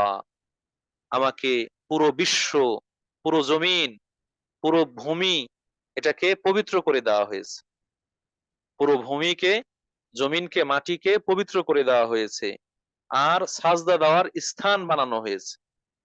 সাজদা দেওয়ার স্থান বানানো হয়েছে। আমার পূর্ববর্তী উম্মত মুসা আলাইহিস সালাম, ঈসা আলাইহিস সালাম আর অন্যান্য যারা ছিলেন নবী, তাদের জাতি, তাদের জন্য ইবাদতবন্দি করার সুনির্দিষ্ট জায়গা ছিল, এর বাইরে ইবাদতবন্দি করতে পারতেন না।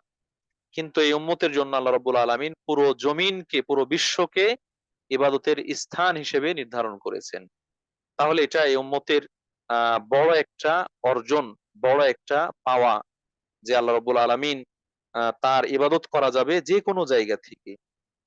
এজন্য আল্লাহ রাসূল সাল্লাল্লাহু আলাইহি ওয়াসাল্লাম বলে দিলেন, ফাইয়ুমা রাজুলিন আদরাকাতহু সালাহ ফালিয়ুসাল্লি। যখনই কারো সালাতের সময় হয়ে যাবে, সে মসজিদে যাবে, পানির কাছে যাবে, যেতে পারবে কি পারবে না, এইভাবে ওইভাবে কোনোভাবেই যেন অলসতা না করে, অবহেলা না করে, বরং যখনই সালাতের সময় হয়ে যাবে সে সালাত পড়ে ফেলবে। পানি যদি নাও পায়, মাটি দিয়ে তায়াম্মুম করে সে সালাত পড়ে ফেলবে। মসজিদ যদি নাও থাকে, মাঠের মধ্যে, ঘাটের মধ্যে সে সালাত আদায় করে ফেলবে। তাহলে তায়াম্মুম করার বিধান, এটি একদিকে আল্লাহ রাব্বুল আলামিনের পক্ষ থেকে এই উম্মতের জন্য অনেক বড় দয়া, অনেক বড় অনুগ্রহ, অনুকম্পা। অন্যদিকে এই উম্মতের জন্য বিশেষ বৈশিষ্ট্য হিসেবে এটাকে আল্লাহ রাব্বুল আলামিন নির্ধারণ করেছেন, যেটা আল্লাহ রাসূল সাল্লাল্লাহু আলাইহি ওয়াসাল্লাম সেই হাদিসের মধ্যে বললেন। প্রিয় উপস্থিতি, এখন জানা দরকার আমাদের যে কখন পানির বিকল্প হিসেবে পবিত্র মাটি ব্যবহার করা যাবে, ওযু বা গোসলের বিকল্প হিসেবে তায়াম্মুম করা যাবে, এটা কখন, কোন সময়। এখানে আমরা আরেকটু বলি যে তায়াম্মুম করা যাবে শুধু পবিত্র মাটি দিয়ে। পবিত্র মাটি, এমন মাটি যে মাটিতে সাধারণত ধুলা রয়েছে। সাধারণত ধুলা রয়েছে। ধুলা কি? যে মাটি স্পর্শ করলে হাতের মধ্যে শুকনা কিছু লেগে যায়, লেগে যায়, এটা হচ্ছে ধুলা। কাদামাটি নয়। কাদামাটি হলে এটা যেন শরীরে আরো মাখিয়ে যাবে। ভেজা মাটি নয়, বরং শুকনা মাটি, যেটা স্পর্শ করলে হাতের মধ্যে কোনো কিছু লেগে যায়, জড়িয়ে যায়, এরকম মাটি, সেটা হচ্ছে আপনার মাটি। কিন্তু যদি শক্ত পাথর হয়, অথবা টাইলস হয়, অথবা মোজাইক করা হয়, ইত্যাদি এই ধরনের, এগুলো কিন্তু মাটি নয়। চুনা বা সুরকি দিয়ে ফ্লোর প্লাস্টার করা হয়েছে এরকম, সেটা কিন্তু মাটি নয়। তাহলে মাটি এমন জিনিস যেটা হাতে স্পর্শ করলে হাতের সাথে কোনো কিছু জড়িয়ে যায়, সেরকম মাটি, শুকনা মাটি। এই জিনিস দিয়ে যদি এটা পবিত্র হয়, তাহলে সেই জিনিস দিয়ে তায়াম্মুম করা যাবে। এখন আমরা তায়াম্মুম কখন করব? পানির বিকল্প হিসেবে কখন ব্যবহার করতে পারবো? ওযু বা গোসলের বিকল্প হিসেবে কখন ব্যবহার করতে পারবো? এর একেবারে প্রধান যে কারণ, সেটা হচ্ছে পানি ব্যবহারে অক্ষম হওয়া। তায়াম্মুম বৈধ হওয়ার প্রধান কারণ হচ্ছে পানি ব্যবহারে অক্ষম হওয়া। যিনি পানি ব্যবহার করবেন ওযু বা গোসলের জন্য, তিনি পানি ব্যবহারে অক্ষম। এই পানি ব্যবহারে অক্ষম, এটার বিভিন্ন দিক হতে পারে। বিভিন্ন দিক হতে পারে। ১ নম্বর দিক হচ্ছে পানি না পাওয়া যাওয়া। পানি নাই, পানি শূন্য হয়ে গেছে। নিচ থেকে উঠছে না, উপর থেকেও নামছে না, নদী, পুকুর, খাল, বিল, কোথাও পানি নেই। পানিই পাওয়া যাচ্ছে না। এরকম, তাহলে এই ব্যক্তি পানি না পাওয়া যাওয়ার কারণে পানি ব্যবহার করতে অক্ষম। পানি ব্যবহার করতে পারছে না। অথবা এতটুক পরিমাণ আছে যেটা শুধু খাওয়ার জন্য। যদি ওযু বা গোসল করে ফেলে, তাহলে আর তখন প্রাণ বাঁচানো কঠিন হয়ে যাবে। প্রাণ বাঁচাতেই পারবে না। তাহলে এক্ষেত্রে পানি আছে, কিন্তু তারপরও সে ব্যবহার করতে অক্ষম। প্রিয় উপস্থিতি, তাহলে যেকোনো ভাবে হোক, ব্যক্তি যদি পানি ব্যবহারে অক্ষম হয়, অপারগ হয়, পানি ব্যবহার করতে না পারে, তাহলে তার জন্য তায়াম্মুম করার বৈধতা রয়েছে। একটা দিক বললাম পানি না পাওয়া যাওয়া। দ্বিতীয় দিক হচ্ছে পানি ব্যবহারে অক্ষম হওয়ার অসুস্থতাজনিত কারণে। অসুস্থতাজনিত কারণে, এবং অনেক ক্ষেত্রে, বেশিরভাগ ক্ষেত্রে এখন যেটা হয়, মানুষ অসুস্থতাজনিত কারণে পানি ব্যবহার করতে অক্ষম হয়, পানি ব্যবহার করছে না। পানি ব্যবহার করলে অসুখ বেড়ে যাবে। পানি ব্যবহার করলে অসুখ বেড়ে যাবে। অথবা অসুখ বাড়বে না, কিন্তু যে কয়দিনে সুস্থ হওয়ার কথা ছিল সেই কয়দিনে সুস্থ হতে পারবে না, আরো লম্বা সময় লেগে যাবে, সুস্থ হতে বিলম্বিত হবে।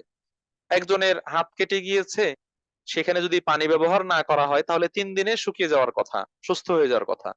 কিন্তু যদি পানিতে ভেজায় তাহলে এটা হয়তো 5 দিন লেগে যাবে, 6 দিন লেগে যাবে। তাহলে এটাও সমস্যা, তার সুস্থতা বিলম্বিত হচ্ছে। এক্ষেত্রেও ব্যক্তি পানি ব্যবহার করতে যেন অক্ষম বা অপারগ, পানি ব্যবহার করতে অক্ষম বা অপারগ। মনে করুন পানি আছে কিন্তু সেই পানি সংগ্রহ করার জন্য শত্রুর মোকাবেলা করতে হবে। হ্যাঁ, শত্রুর মোকাবেলা করতে হবে, অবরোধ চলছে, যদি কোনোভাবে পানি বাসায় নেই, বাইরে বের হই, তাহলে আপনার আক্রান্ত হতে হবে, জীবন নাশের হুমকি রয়েছে, আহত হওয়ার হুমকি রয়েছে। এরকম সেক্ষেত্রেও যেন আপনি পানি ব্যবহার করতে অক্ষম, পানি ব্যবহার করতে পারছেন না। তাহলে এইগুলোর যেকোনো একটা কারণে যদি কোনো ব্যক্তি পানি ব্যবহার করতে অক্ষম হয়, আহ সে ব্যক্তি অজুর বা গোসলের বিকল্প হিসেবে তায়াম্মুম করতে পারবে। আমরা যদি আরেকটু সারমর্মভাবে বলি, অজুর বিকল্প হিসেবে তায়াম্মুম সেই করতে পারবে যে পানি ব্যবহারে অক্ষম। পানি ব্যবহারে অক্ষমতাটা বিভিন্ন দিক থেকে হতে পারে। পানি না পাওয়া যাওয়ার কারণে, পানি নাই, পানির অভাব, অথবা পানি আছে কিন্তু অসুস্থতা জনিত কারণে পানি ব্যবহার করলে অসুস্থ হয়ে যাবে, অথবা সুস্থতা বিলম্বিত হবে, লম্বা সময় তাকে অসুস্থ থাকতে হবে, অথবা জীবনের হুমকি রয়েছে, মারা যাওয়ার সম্ভাবনা রয়েছে, প্রচন্ড ঠান্ডা, এই ঠান্ডায় যদি গোসল করে তাহলে বাঁচার সম্ভাবনা নাই, মরে যাবে। এরকম যদি একেবারে হিম শীতল ঠান্ডা হয়, তখনও এই পানি ব্যবহারের পরিবর্তে তায়াম্মুম করার সুযোগ রয়েছে। সম্মানিত উপস্থিতি, সবগুলো হাদিস এবং আয়াত দ্বারা প্রমাণিত। এ ব্যাপারে একটা হাদিস শুধু আপনাদের কাছে উল্লেখ করতে চাই। একজন সাহাবী সফরের মধ্যে ছিলেন, তার গোসল ওয়াজিব হয়ে গিয়েছিল, গোসল ফরজ হয়ে গিয়েছিল। তিনি অন্যদেরকে জিজ্ঞাসা করলেন যে আমার তো গোসল ফরজ, আর সেই সময় প্রচন্ড ঠান্ডা ছিল, সফরে আছেন, মাঠের মধ্যে আছেন, প্রচন্ড ঠান্ডা। লোকেরা ফতোয়া দিল যে গোসল করতে হবে, গোসল ফরজ হয়েছে, গোসল করতে হবে। তিনি পানি দিয়ে গোসল করলেন, আর ঠান্ডায় আক্রান্ত হয়ে মারা গেলেন। এই সংবাদ নবী সাল্লাল্লাহু আলাইহি ওয়াসাল্লামের কাছে পৌঁছলো যে অমুক ব্যক্তির গোসল ওয়াজিব হয়েছিল, সে গোসল ঠান্ডা পানি দিয়ে গোসল করেছে, মানুষরা গোসল করতে বলেছে, সে গোসল করেছে এবং সে মারা গিয়েছে। আল্লাহ রাসূল সাল্লাল্লাহু আলাইহি ওয়াসাল্লাম রেগে গেলেন, আল্লাহ রাসূল সাল্লাল্লাহু আলাইহি ওয়াসাল্লাম রেগে গেলেন, অগ্নিশর্মা হয়ে বলেন, কাতালুহু কাতালাহুমুল্লাহ, তারা যেন ওই ব্যক্তিকে হত্যা করেছে। ভুল ফতোয়া দিয়ে ভুল ফতোয়া দিয়ে ওই ব্যক্তিকে যেন তারা খুন করেছে, তাদের এই ভুল ফতোয়ার কারণে ওই ব্যক্তি হত্যার শিকার হয়েছে। আল্লাহ তাআলা তাদেরকে ধ্বংস করুন, যারা এরকম ভুল ফতোয়া দিয়েছে তাদেরকে ধ্বংস করুন। ইন্নামা তারপরে বলছেন যে হাল্লা সাআলু ইযা লাম ইয়ালামু, তারা যেহেতু জানে না, জানা নেই, তাহলে কেন তারা জিজ্ঞাসা করলো না, কেন উল্টাপাল্টা ফতোয়া দিল, যে ব্যাপারে জ্ঞান নেই সে ব্যাপারে কেন ফতোয়া দিল। হাল্লা সাআলু ইযা লাম ইয়ালামু, তাদের যেহেতু জানা নেই তাহলে তারা কেন জিজ্ঞাসা করলো না, জেনে নিল না। ইন্নামা শিফাউল আইয়্যি আস-সুআল, ইন্নামা শিফাউল আইয়্যি আস-সুআল, না জানা, মূর্খতা, অজ্ঞতা, এটার চিকিৎসাই হচ্ছে জিজ্ঞাসা করে জেনে নেওয়া, শিখে নেওয়া। শিখে নিলে সেটা আর অজ্ঞাত থাকবে না, সে আর মূর্খ থাকবে না, অজানা থাকবে না। সম্মানিত উপস্থিতি, এই হাদিসের মধ্যে লক্ষণীয় বিষয় হচ্ছে যে প্রচন্ড ঠান্ডায় ওই ব্যক্তি মারা গিয়েছেন গোসল করার কারণে। আল্লাহ রাসূল সাল্লাল্লাহু আলাইহি ওয়াসাল্লাম তাদেরকে ভৎসনা করেছেন, তাদেরকে এরকম ফতোয়া দেওয়ার কারণে ভৎসনা করেছেন। যেন আল্লাহ রাসূল সাল্লাল্লাহু আলাইহি ওয়াসাল্লাম বলতে চাচ্ছেন যে এরকম জীবন নাশের শঙ্কা রয়েছে, এরকম ক্ষেত্রে পানি ব্যবহারের পরিবর্তে পবিত্র মাটি দিয়ে তায়াম্মুম করা জায়েজ, তায়াম্মুম করতে পারবে। সম্মানিত উপস্থিতি, আমরা মোটামুটি কি কি কারণে তায়াম্মুম করতে পারবে, করার সুযোগ রয়েছে সে বিষয়গুলো আপনাদের কাছে উল্লেখ করলাম। আহ এই সব কারণে তায়াম্মুম করতে পারবে। এখন জানা দরকার তায়াম্মুমটা কিভাবে করা যাবে, তায়াম্মুমটা কিভাবে করতে হবে, তায়াম্মুমের পদ্ধতি কি, তায়াম্মুমের পদ্ধতি কি? এখানে কোরআন আয়াতের মধ্যে আল্লাহ রাব্বুল আলামিন বলছেন যে ফামসাহু বিউজুহিকুম ওয়া আইদিকুম মিনহু, তোমরা এই মাটি দিয়ে মুখমণ্ডল এবং হাত মাসা করবে। এবং আল্লাহ রাসূল সাল্লাল্লাহু আলাইহি ওয়াসাল্লাম তিনিও তায়াম্মুমের তায়াম্মুম করার পদ্ধতি বর্ণনা করেছেন। আম্মার বিন ইয়াসির রাদিয়াল্লাহু তাআলা আনহু, তার থেকে বর্ণিত হাদিস, তিনি বলছেন যে আল্লাহ রাসূল সাল্লাল্লাহু আলাইহি ওয়াসাল্লামকে তায়াম্মুম করতে দেখেছি, তিনি ২ হাত মাটির মধ্যে মেরেছেন। ২ হাত মাটির মধ্যে মেরেছেন। অর্থাৎ হাত দিয়ে মাটি স্পর্শ করেছেন। এরপরে ২ হাতকে ঝেড়েছেন, যেন মাটি হাতের মধ্যে লেগে না থাকে। মাটি হাতের মধ্যে লেগে না থেকে। মাটিতে হাত স্পর্শ করার পরে ২ হাত ঝেড়েছেন, ফু দিয়েছেন, যেন হাতের মধ্যে মাটি না লেগে থাকে। এরপরে ওই মাটিতে স্পর্শ করা হাতটুকু মুখমণ্ডলে মাসাহ করেছেন। পুরো মুখমণ্ডলে যতটুকু মাসাহ করা সম্ভব, যতটুকু স্পর্শ করা সম্ভব মুখমণ্ডলে মাসাহ করেছেন। এরপরে ২ হাত কবজি পর্যন্ত মাসাহ করেছেন। ২ হাত কবজি পর্যন্ত মাসাহ করেছেন। আমরা উযুর শুরুতে যেরকম ২ হাত কবজি পর্যন্ত ধুই, এই কবজি পর্যন্ত তিনি মাসাহ করেছেন। এতটুক করার মাধ্যমে তায়াম্মুম হয়ে গিয়েছে। সুবহানাল্লাহ।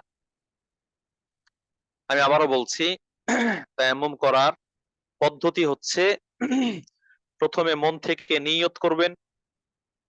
তায়াম্মুম করার মন থেকে নিয়ত করবেন, নিয়ত করতে হবে। তারপরে বিসমিল্লাহ বলবেন, বিসমিল্লাহ বলতে হবে। এরপরে ২ হাত মাটির মধ্যে মারবেন। একেবারে এমন জোরে মারবেন যেন হাতে ব্যথা পান, না। মাটির মধ্যে স্পর্শ করবেন, যেন মাটিতে টাচ হয়, স্পর্শ হয়। বা যে মাটি দিয়ে তায়াম্মুম করবেন সেই মাটিটা হাতের মধ্যে স্পর্শ করবে। স্পর্শ করলে তো হাতে কিছু মাটি, ধুলাবালি ইত্যাদি লেগে যাবে। সেটা ঝেড়ে ফেলবেন। ২ হাতকে মারার মাধ্যমে, এক হাতকে আরেক হাতের সাথে অথবা ফু দেওয়ার মাধ্যমে সেই মাটিটাকে ঝেড়ে ফেলবেন। ঝেড়ে ফেলার পরে যতটুকু পরিষ্কার হওয়ার হয়ে যাবে, এরপরে হাত দুটো দিয়ে মুখমণ্ডল আমরা ধৌত করার সময় যে অংশগুলো ধুয়ে থাকি, এই মুখমণ্ডল বেশিরভাগ অংশ মাসাহ করার চেষ্টা করতে হবে। যতটুকু পৌঁছে হাতগুলো পৌঁছাতে হবে। এরপরে ২ হাত কবজি পর্যন্ত মাসাহ করতে হবে। আঙ্গুলের ফাঁকগুলো সেগুলো খেয়াল করে ২ হাত কবজি পর্যন্ত মাসাহ করতে হবে। এতটুকু করলেই তায়াম্মুম হয়ে যাবে। যদিও একবার মাটিতে মেরে মুখমণ্ডল মাসাহ করা আর একবার মাটিতে মেরে হাত মাসাহ করার ব্যাপারে বলা হয়েছে। এটাও হাদিসে এসেছে। তবে এটা এর থেকে একবার বাড়ার হাদিসগুলো বেশি শক্তিশালী। দ্বিতীয়ত কোন হাদিস এসেছে কনুই পর্যন্ত হাত মাসাহ করা। সেগুলো করলে মুস্তাহাব, না করলে সমস্যা নেই। বরং কবজি পর্যন্ত মাসাহ করলে যথেষ্ট হয়ে যাবে। সম্মানিত উপস্থিতি, এই যে তায়াম্মুমের কথা বললাম, এই তায়াম্মুমটা অজুর বিকল্প হিসেবেও যথেষ্ট, গোসলের বিকল্প হিসেবেও যথেষ্ট।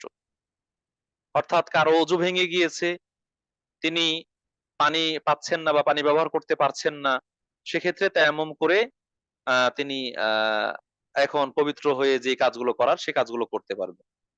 অনুরূপভাবে কারো গোসল ওয়াজিব হয়েছে, ফরজ হয়েছে, তিনি পানি ব্যবহার করতে পারছেন না, সেক্ষেত্রেও তিনি এই তায়াম্মুম করে গোসল করতে পারবেন। অনেকেই মনে করেন যে অজুর ক্ষেত্রে তো শুধু অঙ্গ প্রত্যঙ্গ কিছু ধৌত করতে হয়, আর গোসলের ক্ষেত্রে পুরো শরীর ধৌত করতে হয়। তাহলে অজুর পরিবর্তে যে তায়াম্মুম, সে তায়াম্মুম এরকম করলে হবে। আর গোসলের পরিবর্তে যে তায়াম্মুম, তার জন্য পুরো শরীরে মাসাহ করতে হবে। এরকম ধারণা ঠিক নয়। এরকম ধারণা ঠিক নয়। আম্মার বিন ইয়াসির রাদিয়াল্লাহু তাআলা আনহু, সেই সাহাবী তখন পর্যন্ত গোসলের পরিবর্তে তায়াম্মুম কিভাবে করতে হয় সে পদ্ধতি জানতেন না। তিনি বলছেন যে আমি এক সফরে ছিলাম, আমার উপর গোসল ফরজ হলো। জানি যে তায়াম্মুম করা যাবে, কিন্তু কিভাবে করা যাবে সেটা জানা ছিল না। এজন্য তিনি গিয়ে বালুর মধ্যে গড়াগড়ি করতে লাগলেন। হ্যাঁ? বালুর মধ্যে গিয়ে গড়াগড়ি করতে লাগলেন, যেন তার পুরো গায়ে বালু স্পর্শ করে। গোসল করলে যেরকম পুরো গায়ে পানি পৌঁছাতে হয়, এরকম তিনি সেটা মনে করে এভাবে গোসল করতে চেষ্টা করলেন। গোসলের পরিবর্তে তায়াম্মুম করার চেষ্টা করলেন। পরবর্তীতে রাসূল সাল্লাল্লাহু আলাইহি ওয়াসাল্লামের কাছে এসে যখন বললেন, তখন রাসূল বললেন, "আরে এমনটা করার দরকারই ছিল না। তুমি একবার মাটিতে মেরে মুখমণ্ডল মাসাহ করতে, আরেকবার হাত মাসাহ করতে, তাহলেই কি যথেষ্ট ছিল।" তাহলে একই তায়াম্মুমের পদ্ধতি অজুর জন্য যথেষ্ট, গোসলের জন্য যথেষ্ট। আশা করি বুঝতে পেরেছেন। সম্মানিত উপস্থিতি, আ এরপরে আমরা তায়াম্মুম ভঙ্গের কিছু কারণ বলতে চাই, যেই জিনিসগুলো থাকার কারণে তায়াম্মুম নষ্ট হয়ে যাবে, বাতিল হয়ে যাবে। তায়াম্মুম নষ্ট বা বাতিল হয়ে যাবে। এই বিষয়টা খুব সেনসিটিভ। এটা খুবই স্পর্শকাতর বিষয়। আজকে আ আ অনেক মানুষ হসপিটালে শুয়ে আছেন বিছানায়, আ অথবা বাসায় শুয়ে আছেন। সালাত পড়ছেন না। অসুস্থ, সালাত পড়ছেন না। কেন? তিনি অজু করতে পারেন না। টয়লেট পর্যন্ত যেতে পারেন না। অথবা পানি ব্যবহার করলে অসুস্থ হয়ে যাবেন ইত্যাদি, ইত্যাদি। না জানার কারণে সালাত থেকে দূরে থাকছেন। অথচ জীবনে দেহে প্রাণ থাকা পর্যন্ত, জীবন থাকা পর্যন্ত আর সুস্থ স্বাভাবিক জ্ঞান বা হুঁশ থাকা পর্যন্ত সালাত মাফ নয়।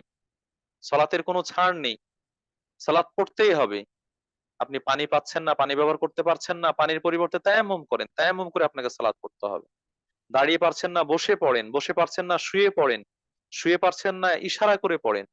তারপরও সালাত পড়তে হবে, নামাজ পড়তে হবে। নামাজ বাদ দেওয়ার সুযোগ নেই। কিন্তু এই তায়াম্মুমের মাসালা না জানা থাকার কারণে, বিধিবিধান না জানা থাকার কারণে অনেক মানুষ আ জানেন যে উযুর বিকল্প, গোসলের বিকল্প তায়াম্মুম। এটার জানার পরেও তারা আ আপনার সালাত পড়ে না। তায়াম্মুম সঠিকভাবে হয় না বা করতে পারেন না ইত্যাদি, ইত্যাদি। এটার কারণে। অথবা জানেনই না যে তায়াম্মুম করে সালাত পড়া যায়। সম্মানিত উপস্থিতি, অতএব এই জায়গায় আমাদের খেয়াল রাখা উচিত, আমাদের সতর্ক হওয়া উচিত যে সালাত এটা একটা ফরজ ইবাদত। এটা তো ছাড়ার সুযোগ নেই। আর পবিত্রতা অর্জনের বিকল্প পদ্ধতি হচ্ছে তায়াম্মুম করা। অতএব তায়াম্মুমকে যেন আমরা অগ্রাহ্য না করি, এড়িয়ে না যাই। বরং এটা জেনে বুঝে শিখে নিয়ে সে অনুযায়ী আমল করার চেষ্টা করি। আল্লাহ রাব্বুল আলামিন আমাদেরকে তৌফিক দান করুন। আমিন। এখানে তায়াম্মুম বাতিল হওয়ার কিছু কারণ উল্লেখ করা হয়েছে। আ পূর্বে আমরা জেনে এসেছি অজু ভঙ্গের কারণসমূহ। পেশাব পায়খানা রাস্তা দিয়ে কোনো কিছু বের হওয়া, পেশাব পায়খানা, বায়ু ইত্যাদি আর অন্য কিছু এরকম বের হওয়া, এটা হচ্ছে অজু ভঙ্গের একটি কারণ। তো এরকম অজু ভঙ্গের যে কারণগুলো রয়েছে, এগুলো অজুর পরিবর্তে যে তায়াম্মুম, সে তায়াম্মুম ভঙ্গের কারণ। অর্থাৎ যে কারণে অজু ভেঙে যায়, যদি কোনো ব্যক্তি অজুর বিকল্প হিসেবে তায়াম্মুম করে থাকে তাহলে ওই কারণে তায়াম্মুমও ভেঙে যাবে। আবার যদি কেউ তায়াম্মুম করে গোসলের পরিবর্তে, গোসলের বিকল্প হিসেবে, তাহলে যে কারণে গোসল ফরজ হয়, এরকম যদি কোনো কারণ পাওয়া যায় তখন তাকে আবার গোসল বা তায়াম্মুম করতে হবে। গোসল ফরজ হওয়ার ৫ টা কারণ আজকে আমরা বললাম। এরকম যদি কোনো কারণ পাওয়া যায় তাহলে বুঝতে হবে তার তায়াম্মুম করেছিল, সে তায়াম্মুম নষ্ট হয়ে গেছে। আবার তাকে হয়তো গোসল করতে হবে অথবা তায়াম্মুম করতে হবে। এটা হলো আ তায়াম্মুম ভঙ্গের কারণ। অজুর বিকল্প হিসেবে হোক বা গোসলের বিকল্প হিসেবে হোক। আ আরেকটি কারণ হচ্ছে উজুদুল মা, পানি পাওয়া যাওয়া। পানি পাওয়া যাওয়া। অর্থাৎ যে পানি নাই, পানি শূন্যতার কারণে তায়াম্মুম করেছে। পানি না পাওয়া যাওয়ার কারণে তায়াম্মুম করেছে। এরকম ব্যক্তি যদি পানির দেখা পায়, হ্যাঁ? পানি পেয়ে যায়। বৃষ্টি হয়ে গেল হঠাৎ করে পানি পেয়ে গিয়েছে। অথবা পানির গাড়ি চলে এসেছে ওয়াসা থেকে। অথবা যেকোনোভাবে পানির ব্যবস্থা করা গিয়েছে। তখন তার জন্য আর তায়াম্মুম বৈধ হবে না। যেহেতু তায়াম্মুম ছিল পানির বিকল্প, সেই হিসেবে এখন পানি পাওয়া গিয়েছে, আর বিকল্প দিয়ে কাজ নেই, মূলটা দিয়েই করতে হবে। ৩ নাম্বার হচ্ছে যেই প্রতিবন্ধকতার কারণে তায়াম্মুম করা হয়েছে, অসুস্থতার কারণে অথবা রোগ বেড়ে যাওয়ার কারণে অথবা জীবন নাশ, মৃত্যু হয়ে যাওয়ার কারণে ইত্যাদি, ইত্যাদি, বা শত্রু আছে এরকম। ওই কারণ যদি দূর হয়ে যায় তাহলেও তার তায়াম্মুমের স আ সুযোগ এটাও দূর হয়ে যাবে। আর তায়াম্মুম করার সুযোগ থাকবে না। কেউ অসুস্থ ছিল এজন্য তায়াম্মুম করে সালাত পড়েছে। এখন সুস্থ হয়ে গিয়েছে। এখন তার আর তায়াম্মুম থাকবে না। তায়াম্মুম করারও সুযোগ নেই। কেউ শত্রু থাকার কারণে পানি পাচ্ছিল না, এখন শত্রু সরে গিয়েছে। কারফিউ উঠে গিয়েছে। তাহলে এখন সে পানি ব্যবহার করতে পারবে। তায়াম্মুম করার আর সুযোগ নেই।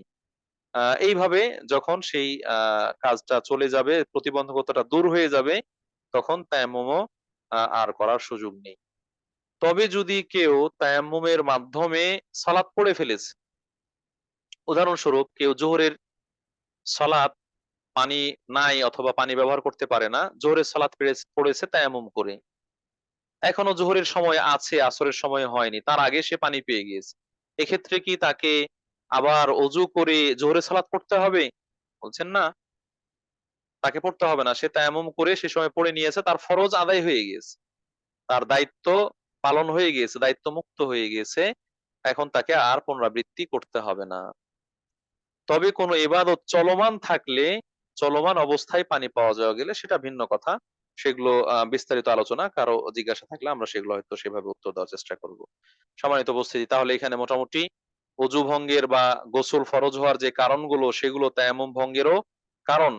পাশাপাশি পানি পাওয়া যাওয়া অথবা পানি ব্যবহারে সক্ষম হওয়া এটাও তায়াম্মুম ভঙ্গের কারণ হবে। এই হচ্ছে মোটামুটি তায়াম্মুমের সাথে সংশ্লিষ্ট কিছু আলোচনা। এর মাধ্যমে আমরা পবিত্রতা অর্জনের যে আলোচনা, অজু, গোসল, তায়াম্মুম, আমরা মোটামুটি ৩ ধরনের পবিত্রতার আলোচনাই করে ফেললাম। এর মাধ্যমে আমাদের কাছে স্পষ্ট হলো অজু কিভাবে করতে হয়, কোন, কোন কারণে অজু ভেঙে যায়, গোসল কখন করা ফরজ, গোসল কিভাবে করব, গোসল ফরজ হলে কি, কি কাজগুলো করা যাবে না সেগুলো জানতে পারলাম। আর যদি অজু গোসলের মাধ্যম যেটা পানি, সেই পানি না পাওয়া যায় অথবা পানি ব্যবহারে অক্ষম হয়, তাহলে আমরা কিভাবে তার বিকল্প হিসেবে তায়াম্মুম করতে পারি, তায়াম্মুমের মাধ্যমে পবিত্রতা অর্জন করতে পারি, সে আলোচনাও আমরা মোটামুটি এখানে উপস্থাপন করলাম। সম্মানিত উপস্থিতি, এর মাধ্যমে আমরা মোটামুটি পবিত্রতা অর্জনের গুরুত্বপূর্ণ অংশ আলোচনা করে ফেললাম। আমাদের কাছে বাকি থাকলো কিছু বিষয়। সেটা হচ্ছে যে হাইজ এবং নিফাস। হাইজ এবং নিফাস, নারীদের পিরিয়ড, ইনশাআল্লাহ সে বিষয়টা নিয়ে আমরা সামনের দিন কথা বলার চেষ্টা করব। এবং কোনো, কোনো ক্ষেত্রে নাপাকি যেগুলো রয়েছে, নাজাসাত বা নাপাকিগুলো কিভাবে দূর করব বা পবিত্রতা অর্জন করব সেখান থেকে, সেই বিষয়গুলো নিয়ে ইনশাআল্লাহ আমরা সামনের দিনে আলোচনা করব। আ আজকে আমরা বাকি সময়টুকু প্রশ্নোত্তর পর্বের জন্য আ রাখছি। সামনের সময়টুকুতে আমরা ইনশাআল্লাহ প্রশ্নোত্তর পর্বে যাব। আ তাহলে আমরা এই পর্যন্ত যতটুকু আলোচনা করলাম, আ এই আলোচনাটুকু থেকে যেন আমরা প্রকৃতপক্ষে উপকৃত হতে পারি। আল্লাহ রাব্বুল আলামিন আমাদেরকে সে তৌফিক দান করুন। আমিন। আমরা এই অজু, গোসল, তায়াম্মুম, মাসা করা সহ পবিত্রতা অর্জনের যে বিধিবিধানগুলো জেনেছি, এগুলো যেন সত্যিকার অর্থেই আমাদের বাস্তবিক জীবনে আমরা প্রয়োজনের মুখোমুখি হলে সে অনুযায়ী আমল করতে পারি। আল্লাহ রাব্বুল আলামিন আমাদেরকে সে তৌফিক দান করুন। আল্লাহুম্মা আমিন। আর আমরা যদি কোনো ভুলভাল বলে থাকি, অনিচ্ছাকৃত ভুলভাল বলে থাকি, আল্লাহ রাব্বুল আলামিন সেগুলো আমাদের হৃদয় থেকে মুছে দিন এবং আমাদেরকে সেগুলো ভুলিয়ে দিন এবং আমাদেরকে মাফ করুন, ক্ষমা করুন। আল্লাহুম্মা আমিন। যারা কষ্ট করে দীর্ঘ সময় থেকে আমাদের সাথে রয়েছেন, শুনছেন, আল্লাহ রাব্বুল আলামিন তাদেরকে জাযায়ে খায়ের দান করুন। সঠিক বুঝ দান করুন, সে অনুযায়ী আমল করার তৌফিক দান করুন। যারা সহায়তা করেছেন আল্লাহ রাব্বুল আলামিন তাদেরকেও উত্তম বিনিময় দান করুন। আমিন। পাশাপাশি যারা অসুস্থ রয়েছেন, দোয়া চেয়েছেন, চাননি, আল্লাহ রাব্বুল আলামিন সকল অসুস্থদেরকে সুস্থতা দান করুন। আমাদের বাবা-মা, ভাই-বোন, আত্মীয়স্বজন সহ অনেক মৃত ব্যক্তি মারা গিয়েছেন। আল্লাহ রাব্বুল আলামিন মুসলিম মৃত ব্যক্তিদেরকে মাফ করে দিন। তাদের ভুল ত্রুটিগুলো ক্ষমা করে দিন। তাদের কবরে আযাব মাফ করে দিন। কবরকে জান্নাতের অংশ বানিয়ে দিন। যারা বিপদগ্রস্ত রয়েছেন আল্লাহ রাব্বুল আলামিন তাদের বিপদ-আপদগুলো দূর করে দিন। যারা অভাবী রয়েছেন তাদের অভাব দূর করে দিন। যাদের পরিবারে কলহ, দ্বন্দ্ব, অশান্তি রয়েছে আল্লাহ রাব্বুল আলামিন সেই কলহ, দ্বন্দ্ব, অশান্তি সেগুলো দূর করে দিন। আল্লাহ তাআলা আমাদের সন্তান সন্ততিগুলোকে ইসলামী শিক্ষার আলোকে, ইসলামী দিক নির্দেশনার আলোকে গড়ে তোলার, বড় করার, মানুষ করার তৌফিক দান করুন। আমরা যেন সপরিবারে ইসলামের আলোয় আলোকিত হয়ে ইসলামের বিধিবিধানগুলো পালন করতে পারি। আল্লাহ রাব্বুল আলামিন সে তৌফিক দান করুন। আল্লাহুম্মা আমিন। এই বলে আমরা আজকের আলোচনার ১ম অংশ, ১ম পর্ব সেটা শেষ করছি। বাকি সময়টুকু আমরা প্রশ্নোত্তর পর্বের মাধ্যমে শেষ করব। নিয়মতান্ত্রিকভাবে আপনারা প্রশ্ন করবেন ইনশাআল্লাহ। এর মধ্যে যদি হাসিনা আপুর কোনো সংযুক্তি থাকে তাহলে সেটা উপস্থাপন করার জন্য বিনীতভাবে অনুরোধ করছি। জাযাকাল্লাহ খাইরান।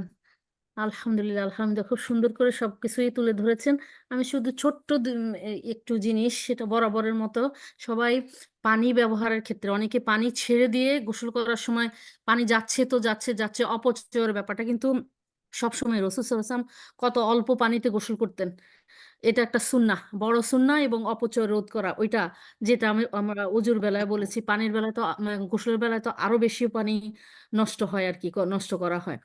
আর এই যে তায়াম্মুমের এই ব্যাপারটার ব্যাপারে একটা হাদিসের কথা আমার মনে আসছে যেটা ওই যে সালাসির যুদ্ধের সময় খুব শীতের সময় ওই সাহাবী বললেন যে কি যেন ইবনে আমর, যার কথা বলছেন, শীতের রাতে তার ইয়ে হয়, গোসল ফরজ হয়, তখন তিনি সলাত আদায় করিয়েছেন তায়াম্মুম করে। তারপরে ওই যে যেটা বললেন গড়াগড়ি করাটা, তো অন্যরা কমপ্লেন করেছে যে তিনি অপবিত্র অবস্থায় আমাদেরকে সলাৎ পড়িয়েছেন। তখন রাসূল সাল্লাল্লাহু আলাইহি ওয়াসাল্লাম বললেন যে, হে আমর, তুমি নাকি অপবিত্র অবস্থায় তোমার সাথীদের সঙ্গে সলাত আদায় করেছো। তখন তিনি বললেন যে, আমি গোসল না করার কারণ সম্পর্কে তাকে অবহিত করলাম এবং বললাম যে, আল্লাহর যে কথাটা, যে আয়াত সূরা নিসার 29 নম্বর আয়াতে উনি মনে করিয়ে দিয়েছেন যে আল্লাহ আল্লাহ আল্লাহ সুবহানাহু ওয়া তাআলা বলেছেন যে, তোমরা নিজেরা নিজেদেরকে হত্যা করো না। নিশ্চয়ই আল্লাহ তোমাদের প্রতি বড়ই দয়াবান। এই যে অনেক সময় মানুষ অতিরিক্ত করতে গিয়ে আ উম আল্লাহ মানুষকে অনেক জায়গায় অনেক ছাড় দিয়েছেন। যেমন এই যে যখন পানি না পাওয়া যাবে, যখন তায়াম্মুম, তারপরে ইয়ে করা, কি যেন মাসে করা, মোজার উপর যতগুলি আছে ছাড় দেওয়া। এত কিছু করার পরে বলছে যে তারপরেও যদি কারো একান্ত এই ধরনের কোনো কিছুই করতে পারতেছে না। তবুও সে না সলাত আদায় করে ফেলবে। বলছে যে কোনো মানে তায়াম্মুমের মাটিও পাচ্ছে না। তাই বলে কি সে করবে? ওই যে বলছেন না, শুয়ে থাকলে সে শুয়ে আদায় করবে। এরকম ইশারায় আদায় করবে। তবুও নামাজটা যে কত গুরুত্বপূর্ণ। আবার খওফ খওফের সলাত যেটা যুদ্ধের সময় পড়া হয়, যে ১ রাকাত। তার মানে যে এই কথাটা আপনি মনে করিয়ে দিয়েছেন যে আম ইয়েতে সলাটটা এত গুরুত্বপূর্ণ যতক্ষণ পর্যন্ত শ্বাস আছে, যতক্ষণ পর্যন্ত জ্ঞান আছে। তো এই ক্ষেত্রেও আবার আল্লাহ কতটা দয়া করেছেন যে গোসল না করেও গোসল না করেও যে এর মাধ্যমে করাবে, সেটার উদাহরণটা হলো যে তোমরা নিজেরা নিজেদেরকে হত্যা করো না। এই সাহাবী মানে কোরআন সম্পর্কে যদি মানুষের জ্ঞান থাকে, দেখেন রাসূল সাল্লাল্লাহু আলাইহি ওয়াসাল্লাম তাকে প্রশ্নের সম্মুখীন করেছেন অন্যদের অভিযোগে। তো উনি যে কোরআন সম্পর্কে জ্ঞান থাকাতেই তো তিনি এই প্রশ্নের জবাব দিতে পেরেছেন এবং রাসূল সাল্লাল্লাহু আলাইহি ওয়াসাল্লাম এতে হেসে দিলেন। কিছুই বললেন না। মানে তার জ্ঞানটা দেখে তিনি হইলেন আরকি। তো আমরাও এই কোরআন সুন্নাহ থেকে জ্ঞান নিব। আরেকটা জিনিস হচ্ছে আ তায়াম্মুমের সময় আমরা তো নরমালি হাতের কবজি পর্যন্ত আগে ধুই, শুরু করি। কিন্তু তায়াম্মুমের সময় মুখে পানি দেই পরে, মুখমণ্ডল ধুই। কিন্তু তায়াম্মুমের সময় তো ১ম এ আ আ ইয়েতে বালিতে হাত দিয়ে তারপর ঝেড়ে মুখে দিয়ে তারপরে ফু দিয়ে পরিষ্কার করে কি করতে হবে? বাম হাতের তালু দিয়ে ডান হাতের কবজি পর্যন্ত এবং ডান হাতের তালু দিয়ে বাম হাতের কবজি পর্যন্ত মাসে করা। এইটুকের মধ্যেই মানে দেখেন ফজিলত ঠিকই সব পাওয়া যাবে, কিন্তু আল্লাহ কতটা সহজ করে দিয়েছেন। তাহলে এত সুযোগ সুবিধা থাকার পরেও কোনো ব্যক্তি যদি সলাত আদায় করতে মানে অজুহাত দেখায়, গড়িমসি করে, সে তো দুর্ভাগা অবশ্যই। তার কিন্তু অসুস্থতা না, শরীরে না, তার অসুস্থতা হলো মনে, ইমানে, অন্তরে, ইমানে। সে সেদিক থেকে অসুস্থ। তো আমরা এটাই মনে রাখবো এবং এই জিনিসগুলি যারা যে অজুহাত দিয়ে না সলাৎ থেকে দূরে থাকতে চায়, পানির অজুহাত এটা সেটা দিয়ে, তাদেরকে এই মাসালাগুলি নিজেরা ভালোভাবে জেনে তাদের কাছে পৌঁছে দিব। এটুকুই হলো আমার ছোট্ট সংযোজন। জাযাকাল্লাহ খাইর, জানি। জাযাকাল্লাহ খাইর। হ্যাঁ, গুরুত্বপূর্ণ কথা বলেছেন। আমরা গতদিনও আপনার মনে করিয়ে দেওয়ার পরে বলেছি। জি। আমি মনে করি গতদিন বলা হয়েছে এজন্য আজকে আর বললাম না ইচ্ছা করেই। যে পানির অপচয় করা, গোসলের ক্ষেত্রে অপচয় করা। যদিও অপচয়ের প্রবণতাটা বেশি হয়ে থাকে গোসলের ক্ষেত্রে। গোসলের ক্ষেত্রে জি আমি গোসলের দেখেছি ক্ষেত্রে ভাই। এটা অনেক বেশি হয়। জাযাকাল্লাহ খাইর। এটা গুরুত্বপূর্ণ একটা পয়েন্ট এখানে আলোচনা করা দরকার ছিল। আমরা বলতে চাই রাসূল সাল্লাল্লাহু আলাইহি ওয়াসাল্লাম গোসল করেছেন, তার ব্যাপারে যদিও সুনির্দিষ্টভাবে একেবারে নির্ধারিত এক পরিমাণ পানি দিয়ে গোসল করেছে এরকম পাওয়া যায় না। কম বেশি পাওয়া যায়। যেখান থেকে ওলামায়ে কেরাম বলছেন যে স্থান কাল পাত্র ভেদে কম বেশি ব্যবহারের সুযোগ রয়েছে। কিন্তু বেশিরভাগ ক্ষেত্রে আল্লাহ রাসূল সাল্লাল্লাহু আলাইহি ওয়াসাল্লাম গোসল করতেন ১ ছা পানি দিয়ে। ১ ছা পরিমাণ। আমরা যে ফেতরা বের করি সেই কাঠা, যেটা মোটামুটি আ আপনি ২ হাতকে এক জায়গায় করে ৪ বার পানি উঠালে, খাবলা যেটা বলি, খাবলা বা খাবল, ২ হাতকে একত্রিত করে ৪ বার পানি উঠালে যে পরিমাণ পানি হয়, এরকম পানি দিয়ে আল্লাহ রাসূল সাল্লাল্লাহু আলাইহি ওয়াসাল্লাম গোসল করেছেন। আমরা আরো এর মানে নির্দিষ্ট করে বললাম ৩ লিটার পানি, প্রায় ৩ লিটার পানি, ২.৫ থেকে ৩ লিটার পানি দিয়ে আল্লাহ রাসূল সাল্লাল্লাহু আলাইহি ওয়াসাল্লাম গোসল করেছেন। আর অজু করেছেন ১ মুদ বা ২ মুদ পানি দিয়ে। ওই যে ১ খাবলা বা ২ খাবলা পানি দিয়ে অজু করেছেন। তা আল্লাহ রাসূল সাল্লাল্লাহু আলাইহি ওয়াসাল্লাম হয়তো সেই সময়ের মানুষ, যত সময় যাচ্ছে তত এখন ক্ষুদ্রকায় হচ্ছে। দেহের সংকোচন হচ্ছে। মানুষ লম্বায়, উঁচায়, গঠন প্রকৃতিতে ছোট হচ্ছে আকার আকৃতিতে। তো সেই হিসেবে আল্লাহ রাসূল সাল্লাল্লাহু আলাইহি ওয়াসাল্লাম সেই যুগের মানুষ, বড় ছিলেন, লম্বা উঁচা ছিলেন, তারপরও তিনি মাত্র 3 লিটার পানিতে গোসল করেছেন। 1 লিটার পানিতে বা 1.25 লিটার পানিতে অজু করেছেন। আর এখন আমরা ক্ষুদ্র ক্ষুদ্র মানুষ একেবারে এক ট্যাঙ্কি পানি, বড় বড় বাথটব, সেটা একেবারে ভর্তি করে তারপরে সেখানে গোসল করি। অথবা এই যে শাওয়ার ছাড়ি তো ছাড়ি, পানি যাচ্ছে যাচ্ছেই মনে হচ্ছে যেন আমি নদীর মধ্যে আছি না পুকুরে আছি অথবা ঝর্ণার নিচে আছি। এগুলো কিন্তু হিসাব দিতে হবে, আল্লাহ তাআলার কাছে এগুলোর হিসাব দিতে হবে। লা তুসআলুন্না ইয়াউমাইদিন আনিন নাঈম। কিয়ামতের দিন প্রত্যেকটা নিয়ামত সম্পর্কে তার সম্মুখীন হতে হবে, জবাব দিতে হবে। সেদিনই বলেছিলাম যে অপচয় এটা আল্লাহ তাআলা নিষেধ করেছেন এবং অপচয়কারীকে শয়তানের সাথে আখ্যায়িত করেছেন। অতএব যেন অপচয় না হয় সে ব্যাপারে আমাদের খেয়াল রাখা দরকার। আরেকটা গুরুত্বপূর্ণ কথা বলেছেন যেটা আমার কাছে খুবই ভালো লেগেছে ব্যক্তিগতভাবে, সেটা হচ্ছে যে ইসলামী শরীয়তে এত সুন্দর সুন্দর সমাধান রয়েছে যেন কোনোভাবেই মানুষ কোনো অজুহাত দাঁড় করাতে না পারে, কোনো গড়িমসি না করাতে পারে। আপনি অজু করতে পারছেন না, গোসল করতে পারছেন না, আপনার জন্য তায়াম্মুমের বিধান রয়েছে।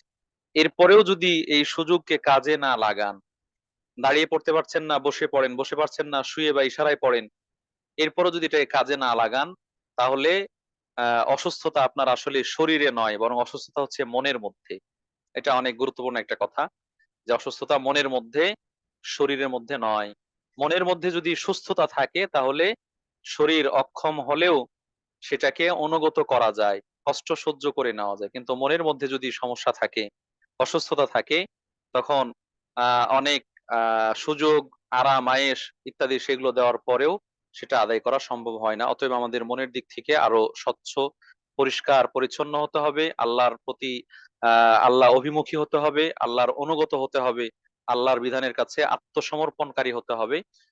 যেন আমরা সেগুলোর ব্যাপারে কোনো অদ্যতা প্রকাশ না করি, কোনো অজুহাত খোড়া অজুহাত দাঁড় করাতে না পারি।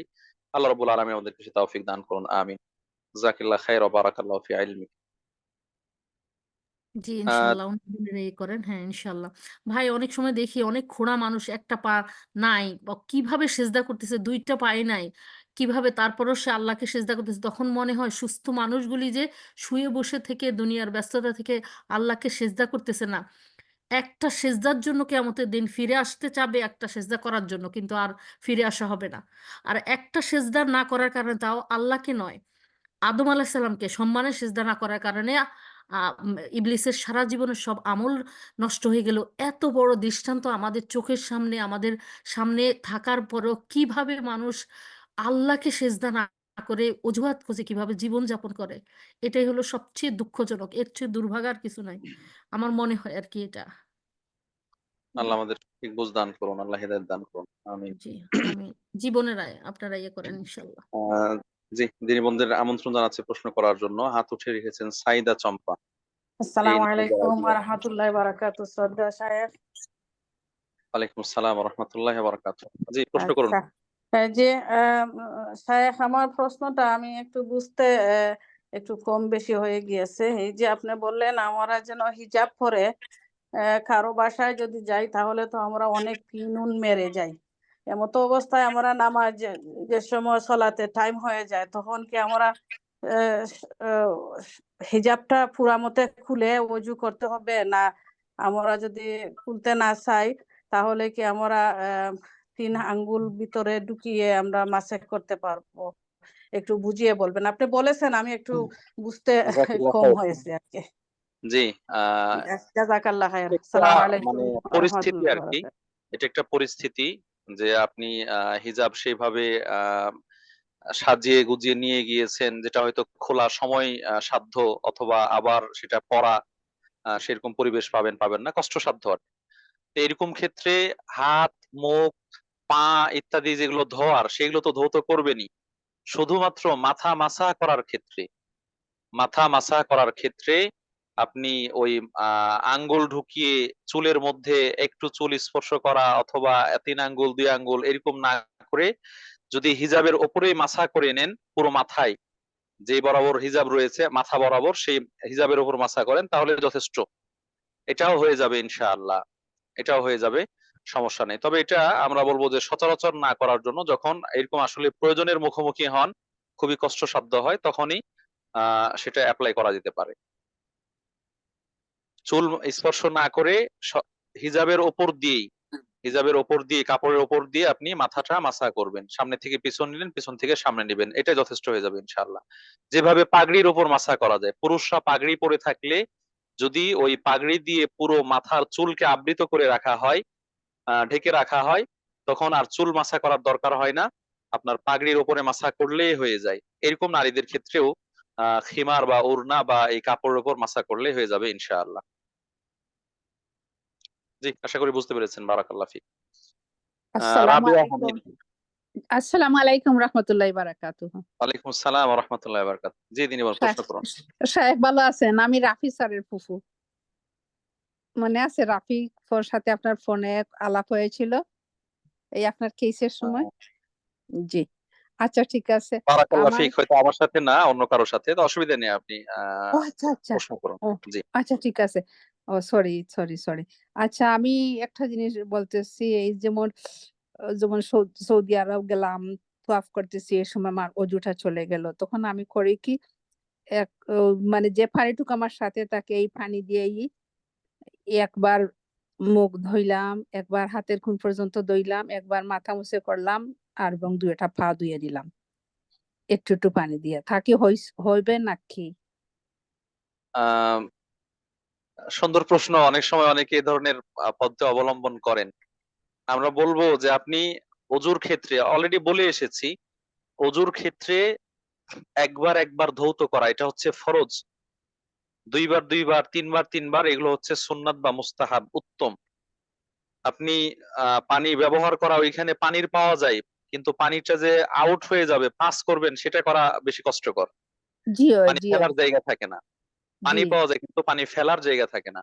জি তো সেই হিসেবে আপনি যদি আপনার অঙ্গ প্রত্যঙ্গ গুলোতে পানি পৌঁছাতে পারেন, একটু পানি নিয়ে ভালো করে ঘষা মাজা করলেন যেন পুরো অঙ্গটা ভিজে গেল, জি তাহলে এরকম করি। যথেষ্ট। জি তাহলে যথেষ্ট, এরকম যেন কোনো অংশ শুকনা না থাকে, যতটুকু ধৌত করতে হয় হুম সেটা যেন শুকনা না থাকে, ভিজলেই হবে। এটা আপনি অল্প পানিতে করেন আর বেশি পানিতে করেন, সমস্যা জি নেই, ও হয়ে যাবে ইনশাআল্লাহ। না, আমার মেয়ে আমাকে হাতে পানির মধ্যে দেয় আর আমি সুন্দর করে ভালোভাবে রগড়াইয়া ভালোভাবে মুছিয়া মুছিয়া এই আমার এই যেটুকু করে নেই। জি, বারাকাল্লাহ ফিক। যদি ওরকম শুকনো না থাকে তাহলে অজু হয়ে যাবে ইনশাআল্লাহ। আচ্ছা আর আরেকটা কোয়েশ্চন, আমরা যখন মাথা মুছে করি তখন তো মাথা প্রথম কপাল থেকে নিয়ে একদম শেষ পর্যন্ত গেলাম, তারপরে আবার তো উল্টা দিকে আসতে হয়। উল্টা জি। দিকে আসতে হলে তো আমার এমন মানে একটু অসুবিধা লাগে যে আস্তে আস্তে মানে পাগলের মতো সবগুলি চুল আবার এদিকে এসে যায়। এই যে একবার এটা কি একবার করলে কি হবে না দুইবার করতেই হবে? আল্লাহ রাসূল সাল্লাল্লাহু আলাইহি ওয়াসাল্লাম এভাবেই করেছেন। রাসূল সাল্লাল্লাহু আলাইহি ওয়াসাল্লামেরও কিন্তু বড় চুল ছিল, লম্বা চুল ছিল। আচ্ছা তো তিনি ইনশাল্লাহ নাভি করবো, চুল ইনশাল্লাহ রাখতেন। ইনশাল্লাহ সেবা করবো। হিসেবে শুরু থেকে নিয়ে পিছন দিকে নিয়ে যাওয়া, আবার পিছন থেকে সামনের দিকে নিয়ে আসা। এক্ষেত্রে ও হয়তো এরকম হয় যে আপনি পুরো চাপ দিয়ে চুলগুলো নিয়ে আসেন যাতে এলোমেলো হয়ে যায়, এরকম চাপ দিয়ে না, যেন হালকা আলতো ভাবে স্পর্শ হয়, চুলের মধ্যে আলতো করে স্পর্শ হয়। জি মাসার মধ্যে কিছুটা ছাড় থাকে। আমরা যে মাসা করি, মাসায় কি সকল চুল স্পর্শ হয়? এটা কখনোই সম্ভব না, সকল চুল স্পর্শ হবে না, কিন্তু বেশিরভাগ স্পর্শ হচ্ছে, এটাই যথেষ্ট। জি বেশিরভাগ স্পর্শ হচ্ছে, এটাই যথেষ্ট। এজন্য সুন্নাহ হচ্ছে যেভাবে বললেন, কপালের থেকে পিছন দিকে নিয়ে যাওয়া আর পিছন থেকে আবার সামনের দিকে জি নিয়ে আসা, এটার জন্য স্পর্শ হয়। একেবারে মাথা চাপ দিয়ে আপনি নিয়ে যাবেন, নিয়ে আসবেন, এলোমেলো করবেন, এরকম দরকার নেই, মোটামুটি স্পর্শ হলেই হবে। আলহামদুলিল্লাহ বুঝতে পারলাম। জাযাকাল্লাহ বারাকাল্লাহ খাইর। ফিক। আসসালামু আলাইকুম রাহমাতুল্লাহ। আহ রিনা আক্তার এই নামে যে দিনী বোন আইডি আছে, প্রশ্ন করবেন প্লিজ। আসসালামু আলাইকুম ওয়া রাহমাতুল্লাহি ওয়া বারাকাতুহু। ওয়ালাইকুম আসসালাম ওয়া রাহমাতুল্লাহি ওয়া বারাকাতুহু। প্রশ্ন করুন প্লিজ। জি, প্রশ্ন রয়েছে যে সালাতুল হাজাত যে সালাতটা, ওই সালাতটা আমাকে একজন প্রশ্ন করছে, ওই সালাতটা নাকি মনের আশা পূর্ণর জন্য সালাতটা পড়া, এটা কি পড়া যায় কিনা? আরেকটা বিষয়, আপনি গত সপ্তাহ বলেছিলেন, আমার নেটের জন্য আমি বলতে পারি নাই, যে মেহেদি পড়াটা নিয়ে, যে মেহেদি যে পড়ি আমরা, এটা যে অনেক সময় মেহেদিটা, আমি একবার মেহেদি পড়েছিলাম, বাট 1 মাস ছিল এই মেহেদিটা উঠে নেয়, হাত থেকে উঠে নেয়, অনেক যত্ন করে করছি, কিন্তু তখন কি আমাদের কি উজু হচ্ছে কিনা এটা একটু জানা ছিল, এটা একটু যদি বলতেন। জাযাকাল্লাহ খাইরান। বারাকাল্লাহ ফিক। আমরা দ্বিতীয়টা দিয়ে শুরু করি। মেহেদি পড়ার যে বিষয়টা বলেছি, আমরা সাধারণত পাতা মেহেদি যেগুলো আছে, গাছ থেকে পাতা উঠিয়ে সেটা ব্লেন্ড করে বা বেটে হাতে বা পায়ে যেখানে দেওয়া হয়, এটার মধ্যে শুধু রং হয়। এটার মধ্যে শুধু রং হয়। চামড়ার ওপর কোনো প্রলেপ পড়ে না, আস্তর পড়ে না। কিন্তু কিছু আর্টিফিশিয়াল মেহেদি আছে, যেগুলো এখন বিভিন্ন ভাবে পাওয়া যায়, বিভিন্ন কোম্পানির নামে, ব্র্যান্ডে ইত্যাদি। এইগুলো মেহেন্দি দিলে আপনার চামড়ার ওপরে একটা আস্তর পড়ে যায়, পাতলা চামড়ার মতো। এই আস্তর পড়ে কি পড়ে না এটা কিভাবে বুঝতে পারবেন? আপনি যদি নখ দিয়ে অথবা এরকম কোনো জিনিস দিয়ে খুঁটান, সেটাকে একটু খোঁচানো হয়, তাহলে দেখবেন যে উঠে উঠে যাচ্ছে। যদি উঠে উঠে আসে, তাহলে বুঝতে হবে এটা আস্তর ফেলেছে। আর যদি উঠে না আসে, সাধারণত যে হাতের তালুর মধ্যে যেরকম রং হয়ে যায়, এরকম রং থাকে, যতই খোঁচান আপনার চামড়া না উঠলে ওই রং উঠবে না। তো সেটা হচ্ছে মেহেদি। ওই মেহেদি অজুর ক্ষেত্রে প্রতিবন্ধক নয়, পানি পৌঁছতে প্রতিবন্ধক নয়। কিন্তু যেটা আস্তর ফেলে দেয়, একটা প্রলেপ ফেলে দেয় চামড়ার মতো, চামড়ার উপরে, এই ধরনের মেহেন্দি পানি পৌঁছতে প্রতিবন্ধক। এইগুলোর ক্ষেত্রে আমাদের সতর্ক হওয়া উচিত। এগুলোর ক্ষেত্রে সতর্ক হওয়া উচিত। আশা করি এইটুকু বুঝতে পেরেছেন। জি, তাহলে কি আমরা না পড়া যে জি। যে রং, যে মেহেদি রং পাতা ছাড়া যে রঙের মেহেদিটা, এটি কি আমাদের না পড়ার জন্য মানে সবচেয়ে উত্তম? না পড়ার জন্য অনেক সময় তো হয় এগুলো তো আর খুঁজে পাওয়া যায় না যে কোনটা আসলে যে যে উপরে যে চামড়াটা বসে থাকে, অনেক সময় রং কালার হয়। এটি এর চেয়ে পড়াটা হচ্ছে না পড়াটা উত্তম? না, আমরা ওইভাবে বলবো না পড়ার চেয়ে না পড়া উত্তম না। কেউ যদি পড়ে সলাতের আগে আবার উঠিয়ে ফেলতে পারেন, আবার সলাতে অথবা একবার উজু করে তারপরে পড়লেন, কয়েক ওয়াক্ত যাবে, সমস্যা নেই। আপনি এর মাধ্যমে স্বামীর সামনে সৌন্দর্য প্রকাশ করলেন, তাতে অসুবিধা নেই। বাকি আপনি পড়েছেন কিন্তু আর কোনো ভ্রুক্ষেপ নেই, সেক্ষেত্রে বলবো যে এটা না পড়াই ভালো। আবার অনেক সময় হয় নারীদের যখন পিরিয়ড চলে, সে সময় উজু করার দরকার হয় না, সে সময় পড়তে পারে, সে সময় পড়তে পারে, অসুবিধা নেই। কিন্তু যখন নিয়মিত উজু করতে হয়, সেই সময়গুলোতে এই ধরনের মেহেদিগুলো এড়িয়ে চলা ভালো। জি, প্রথম প্রশ্ন যেটা ছিল আপনার, সালাতুল হাজা বা মনের আশা পূরণের সালাত, আসলে এটা ওই সালাতুল হাজার সাথে আশা পূরণের এটা ইয়া না, পুরোপুরি অ্যাপ্রোপ্রিয়েট তর্জমা না, ট্রান্সলেশন না। প্রয়োজনের সালাত, এটা যে কোনো কারণে হতে পারে। প্রয়োজনের সালাত যে কোনো কারণে হতে পারে। এটা হতে পারে যে আমি কোনো কিছু আল্লাহর কাছে কামনা করি, আল্লাহর কাছে চাই, দোয়া করব, প্রার্থনা করব, বিপদে আছে বিপদ থেকে উদ্ধারের জন্য আল্লাহর কাছে প্রার্থনা করব। অথবা কোনো কিছু আমি লাভ করতে চাই, অর্জন করতে চাই, সেটার জন্য। এক কথায়, যখন কোনো কিছুর প্রয়োজন মনে করে, সেই প্রয়োজনে আল্লাহর কাছে 2 রাকাত সালাত পড়ে দোয়া করবে, কান্নাকাটি করবে, সেই সালাতটাকে সালাতুল হাজা বলা হয়। সেই সালাতটাকে সালাতুল হাজা বলা হয়। এই এরকম সালাত পড়া জায়েজ, এরকম সালাত পড়া, নামাজ পড়া জায়েজ, সমস্যা নেই। আপনি মনে করেন কোথাও সফরে যাচ্ছেন, তার আগে 2 রাকাত সালাত পড়লেন, পড়ে আল্লাহর কাছে দোয়া করলেন যেন আমার সফরটা নিরাপদ হয়, শান্তিপূর্ণ হয়, কোনো বালা মুসিবত বিপদ আপদের মধ্যে না পড়ি। কোনো আ পরীক্ষা দিতে যাচ্ছে ভালো রেজাল্টের জন্য, অথবা ব্যবসায় যাচ্ছে, সেখানে যাওয়ার আগে, এইভাবে যেকোনো ক্ষেত্রে আরকি। এটা বিপদ থেকে উদ্ধারের জন্য হোক অথবা কোনো কিছু পাওয়ার জন্য হোক, উভয় ক্ষেত্রে এই ধরনের সালাত পড়ে আল্লাহর কাছে দোয়া করা, কান্নাকাটি করা, সেগুলো জায়েজ রয়েছে, এটা অনুমোদিত। জি, এটা আশা যে করি কোনো, বুঝতে পেরেছেন। জি, বললাম যে কোনো সময় করা যায়, কোনো নির্দিষ্ট সময় নেই এটা? যে কোনো সময় বলতে নিষিদ্ধ সময়গুলো বাদ দিয়ে, হ্যাঁ, নিষিদ্ধ সময়গুলো বাদ দিয়ে, নিষিদ্ধ 5টা সময়, এই ধরনের সালাতের জন্য নিষিদ্ধ 5টা সময়। 3টা তো সচরাচর যেটা আছে, সূর্য ওঠার সময়, ডোবার সময়, সূর্য যখন মাঝ আকাশ বরাবর থাকে, আর হচ্ছে আসর নামাজের ফরজের পর মাগরিবের আগ পর্যন্ত, আর ফজর নামাজের ফরজের পর সূর্য ওঠার আগ পর্যন্ত, এই সময়গুলোতে এই সাধারণ নফল নামাজ পড়া নিষেধ। ঠিক আছে, জাযাকাল্লাহ জি, খাইর। আসসালামু বারাকাল্লাহ আলাইকুম। ফিক। ওয়ালাইকুম সালাম ওয়া রাহমাতুল্লাহি ওয়া বারাকাতুহু। আমরা সময় শেষ দিকে চলে এসেছি। আরো 2 জন হাত উঠিয়েছেন। আশা করছি দুটো দিয়ে আমরা শেষ করব ইনশাআল্লাহ। কাজী সালেহ সাহেলা। জি ভাই, আসসালামু আলাইকুম ওয়া রাহমাতুল্লাহি ওয়া ওয়ালাইকুম বারাকাতুহু। আসসালাম ওয়া বারাকাতুহু। জি, প্রশ্ন করুন প্লিজ। ভাই, আমার প্রশ্নটা হচ্ছে যে অনেক সময় জামাতে নামাজ পড়তে গেলে দেখা যায় যে মসজিদেই মনে করেন গেলাম, মহিলাদের ক্ষেত্রে বলছি। তো দেখা গেল প্রথম কাতারে হয়তো জায়গা আছে, হ্যাঁ, কিন্তু অলরেডি সেকেন্ড কাতারেও হয়তো কিছু মানুষ দাঁড়িয়েছে, অথবা সেকেন্ড কাতারে একজন হয়তো দাঁড়িয়েছে, হ্যাঁ, ওখানে আর কেউ নাই। তাহলে আমি যে কোন কাতারটা ফিল আপ করবো? প্রথম কাতারটা তো আমরা জানি যে ফেরেশতাদের কাতার, বা ওইটা উত্তম আর কি, ওইভাবে জানি। এখন আমি কোনটা ফিল আপ করবো, যে যিনি একা দাঁড়িয়েছে তার সাথে, নাকি প্রথম কাতারে তো জায়গা আছে সেইখানে যে দাঁড়াবো? বারাকাল্লাহ ফিক। সাধারণ নিয়ম হচ্ছে যে নারী পুরুষ জামাতে যখন সালাত পড়ে তখন আগে পুরুষদের কাতার, তারপরে নারীদের কাতার। কিন্তু এখন আমাদের মসজিদে নববী বলি অথবা মসজিদে হারাম অথবা যে মসজিদগুলো হচ্ছে, নারীদের জন্য আলাদা জায়গা নির্ধারণ থাকে, এক পার্শ্বে এক কর্নারে অথবা একদিকে।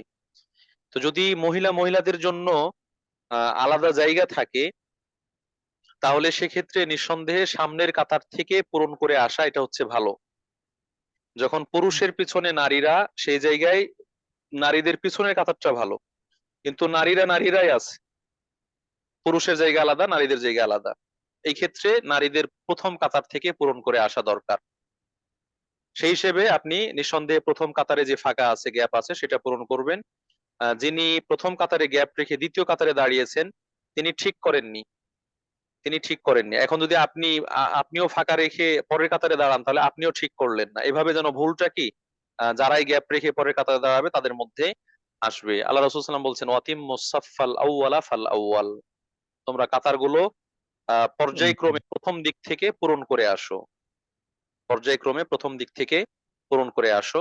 এটা আবারও বলছি, যদি নারীদের জন্য আলাদা স্পেস নির্ধারিত থাকে, অথবা শুধু নারীদের জামাত করছে সেক্ষেত্রে। আর যদি একই ফ্লোরে কোনো মধ্যখানে সেরকম স্পেস নেই, নারী পুরুষ আছে, সেক্ষেত্রে নারীদের কাতার, পিছনের কাতারটা হচ্ছে উত্তম সামনের কাতারের তুলনায়। জি, আশা করি বুঝতে পেরেছেন। জি জি ভাই, জাযাকাল্লাহ। বারাকাল্লাহ ফিক। রাহিমা এই নামে যারা আইডিয়া আছেন, প্রশ্ন করুন প্লিজ। আসসালামু আলাইকুম হুজুর, আমার একটা প্রশ্ন। আমরা যখন তাহাজ্জুদ নামাজ পড়ি তখন আর কি কোনো মানে স্পেসিফিক কোনো দোয়া কি বলবো, স্পেসিফিক ভাবে মানে কুল হুয়াল্লাহ দিয়ে পড়বো না যে কোনো সূরা দিয়ে পড়বো? জাযাকিল্লাহ খাইর। তাহাজ্জুদের সালাত পড়ার জন্য সুনির্দিষ্ট কোনো সূরা আছে কিনা, আমরা বলবো না, এই ক্ষেত্রে সুনির্দিষ্ট কোনো সূরা নেই। আপনি যেইগুলো ভালো পারেন, ভালো মুখস্থ রয়েছে, লম্বা লম্বা যত বেশি হয় তত ভালো। লম্বা মুখস্থ না থাকলেও ছোট ছোট সূরা যেগুলো রয়েছে সেগুলো রিপিট করেন, বারবার পড়েন, 2-3টা এক রাকাতে পড়েন, যেন সালাতটা লম্বা হয়। যত দাঁড়ানোটা যত লম্বা হবে তত ভালো। আর রাসূলের সালাতের বৈশিষ্ট্য ছিল, তিনি যেরকম লম্বা দাঁড়িয়ে থাকতেন, অনুরূপ কাছাকাছি ওই পরিমাণ সময় রুকুতে থাকতেন, সাজদায় থাকতেন, রুকু থেকে ওঠার পরও সেরকম বিলম্ব করতেন। এইভাবে লম্বা লম্বা সালাত পড়তেন। সুনির্দিষ্ট কোনো সূরা নেই। কখনো সূরা বাকারাও পড়েছেন, আবার কখনো শেষ দিকের যে সূরা সেগুলোও পড়েছেন। এরকম সুনির্দিষ্ট কোনো সূরা নেই। আশা করি বুঝতে পেরেছেন। বারাকাল্লাহ ফিক। আসসালামু আলাইকুম। আমরা এর মাধ্যমে আজকের প্রশ্নোত্তর পর্ব এখানে শেষ করতে চাচ্ছি। আসসালামু আলাইকুম। যে দিনী বন্ধের প্রশ্ন রয়েছে, অনুরোধ করব আজকে আপনারা একেবারে বাংলাদেশ দেশ বরেণ্য শায়েখকে পাবেন, যদি সুযোগ হয় তাহলে শায়েখ ডক্টর মঞ্জুরে ইলাহি ওনার কাছে প্রশ্ন করবেন। আর যদি তাও সম্ভব না হয়, আমার হোয়াটসঅ্যাপে পাঠিয়ে দিলে আমি উত্তর দেওয়ার চেষ্টা করব ইনশাআল্লাহ। আমার এখানে অলরেডি আজান হয়ে গেছে, আমরা মাগরিব জামাতে অংশগ্রহণ করব, এই জন্য আন্তরিকভাবে দুঃখ প্রকাশ করছি গুলো প্রশ্নের উত্তর না দিতে পারাই। জি, জাযাকুমুল্লাহু খাইর। বারাকাল্লাহু ফিকুন ওয়া কাতাবাল্লাহু আজরাকুন্না ওয়া জাআলাহুল্লাহু ফি মিজানি হাসানাতিকুন। সুবহানাকাল্লাহুম্মা ওয়া বিহামদিকা আশহাদু আল্লা ইলাহা ইল্লা আনতা আস্তাগফিরুকা ওয়া আতুবু ইলাইক। আসসালামু আলাইকুম ওয়া রাহমাতুল্লাহি ওয়া বারাকাতুহু। ওয়ালাইকুম আসসালাম ওয়া রাহমাতুল্লাহি ওয়া বারাকাতুহু। জাযাকাল্লাহ খাইরান। আমিন ইয়া আপা রাব্বাল আসসালামু আলামিন। আলাইকুম। হাসিনা আপা, জি জি, ওয়ালাইকুম আপনি শুনতে আসসালাম। পাচ্ছেন? আসসালামু জি, আলাইকুম। আমি আপনার এক স্টুডেন্ট, মানে আপনার ক্লাসের শুনি আমাকে আলহামদুলিল্লাহ। ইয়া নুরুন। কিন্তু আপনার আমি জি ঢুকতে পারতেছিলাম না। সব সময় আর কি শুনি আমি, কিন্তু আপনার নাম আমি করতে পারতেছি না। তো আমি আজকে আর কি আমার ছেলের মাধ্যমে আর কি এটা ঢুকলাম। তো জি, আপনি দোয়া করবেন আমাদের আলহামদুলিল্লাহ। জন্য। একটা বিষয় আপনার সাথে একটু আলাপ করতেছি, আপনার ফোনের সাথে আপনি একটু আলাপ করবেন। জি জি। আর আপনার হালাকা অনুষ্ঠান খুবই ভালো লাগতেছে। আপনি এত বড় একটা আলহামদুলিল্লাহ অনুষ্ঠানের আয়োজন করছেন আপা, এতগুলি মানুষ উপকৃত আলহামদুলিল্লাহ হইতেছে, এতগুলি মানুষ ইসলামের দাওয়াত পাইতেছে। আলহামদুলিল্লাহ, আলহামদুলিল্লাহ আল্লাহ আপনার উপর নেক নজর রাখুক আল্লাহ এবং কবুল আমাদের করুন, উপর আল্লাহ আপনার আমাদের সাথে সবাইকে। থেকে জি হিফাজত করুন জি ইনশাআল্লাহ। ওকে ইনশাআল্লাহ। আপা, আমাকে আসসালামু ফোন করতে আলাইকুম চান আপু? রহমতুল্লাহ। ফোনে কথা বলতে চান? জি জি জি, আমি ইনশাআল্লাহ পরে কথা ইনশাআল্লাহ। বলবো এই হালাকার আপনি পরে। কোন জায়গা থেকে? কোন দেশে? আমি জি ইনশাআল্লাহ। ফ্লোরিডা থেকে। আচ্ছা ঠিক আছে ইনশাআল্লাহ। ফ্লোরিডা, আসসালামু আলাইকুম। USA Florida.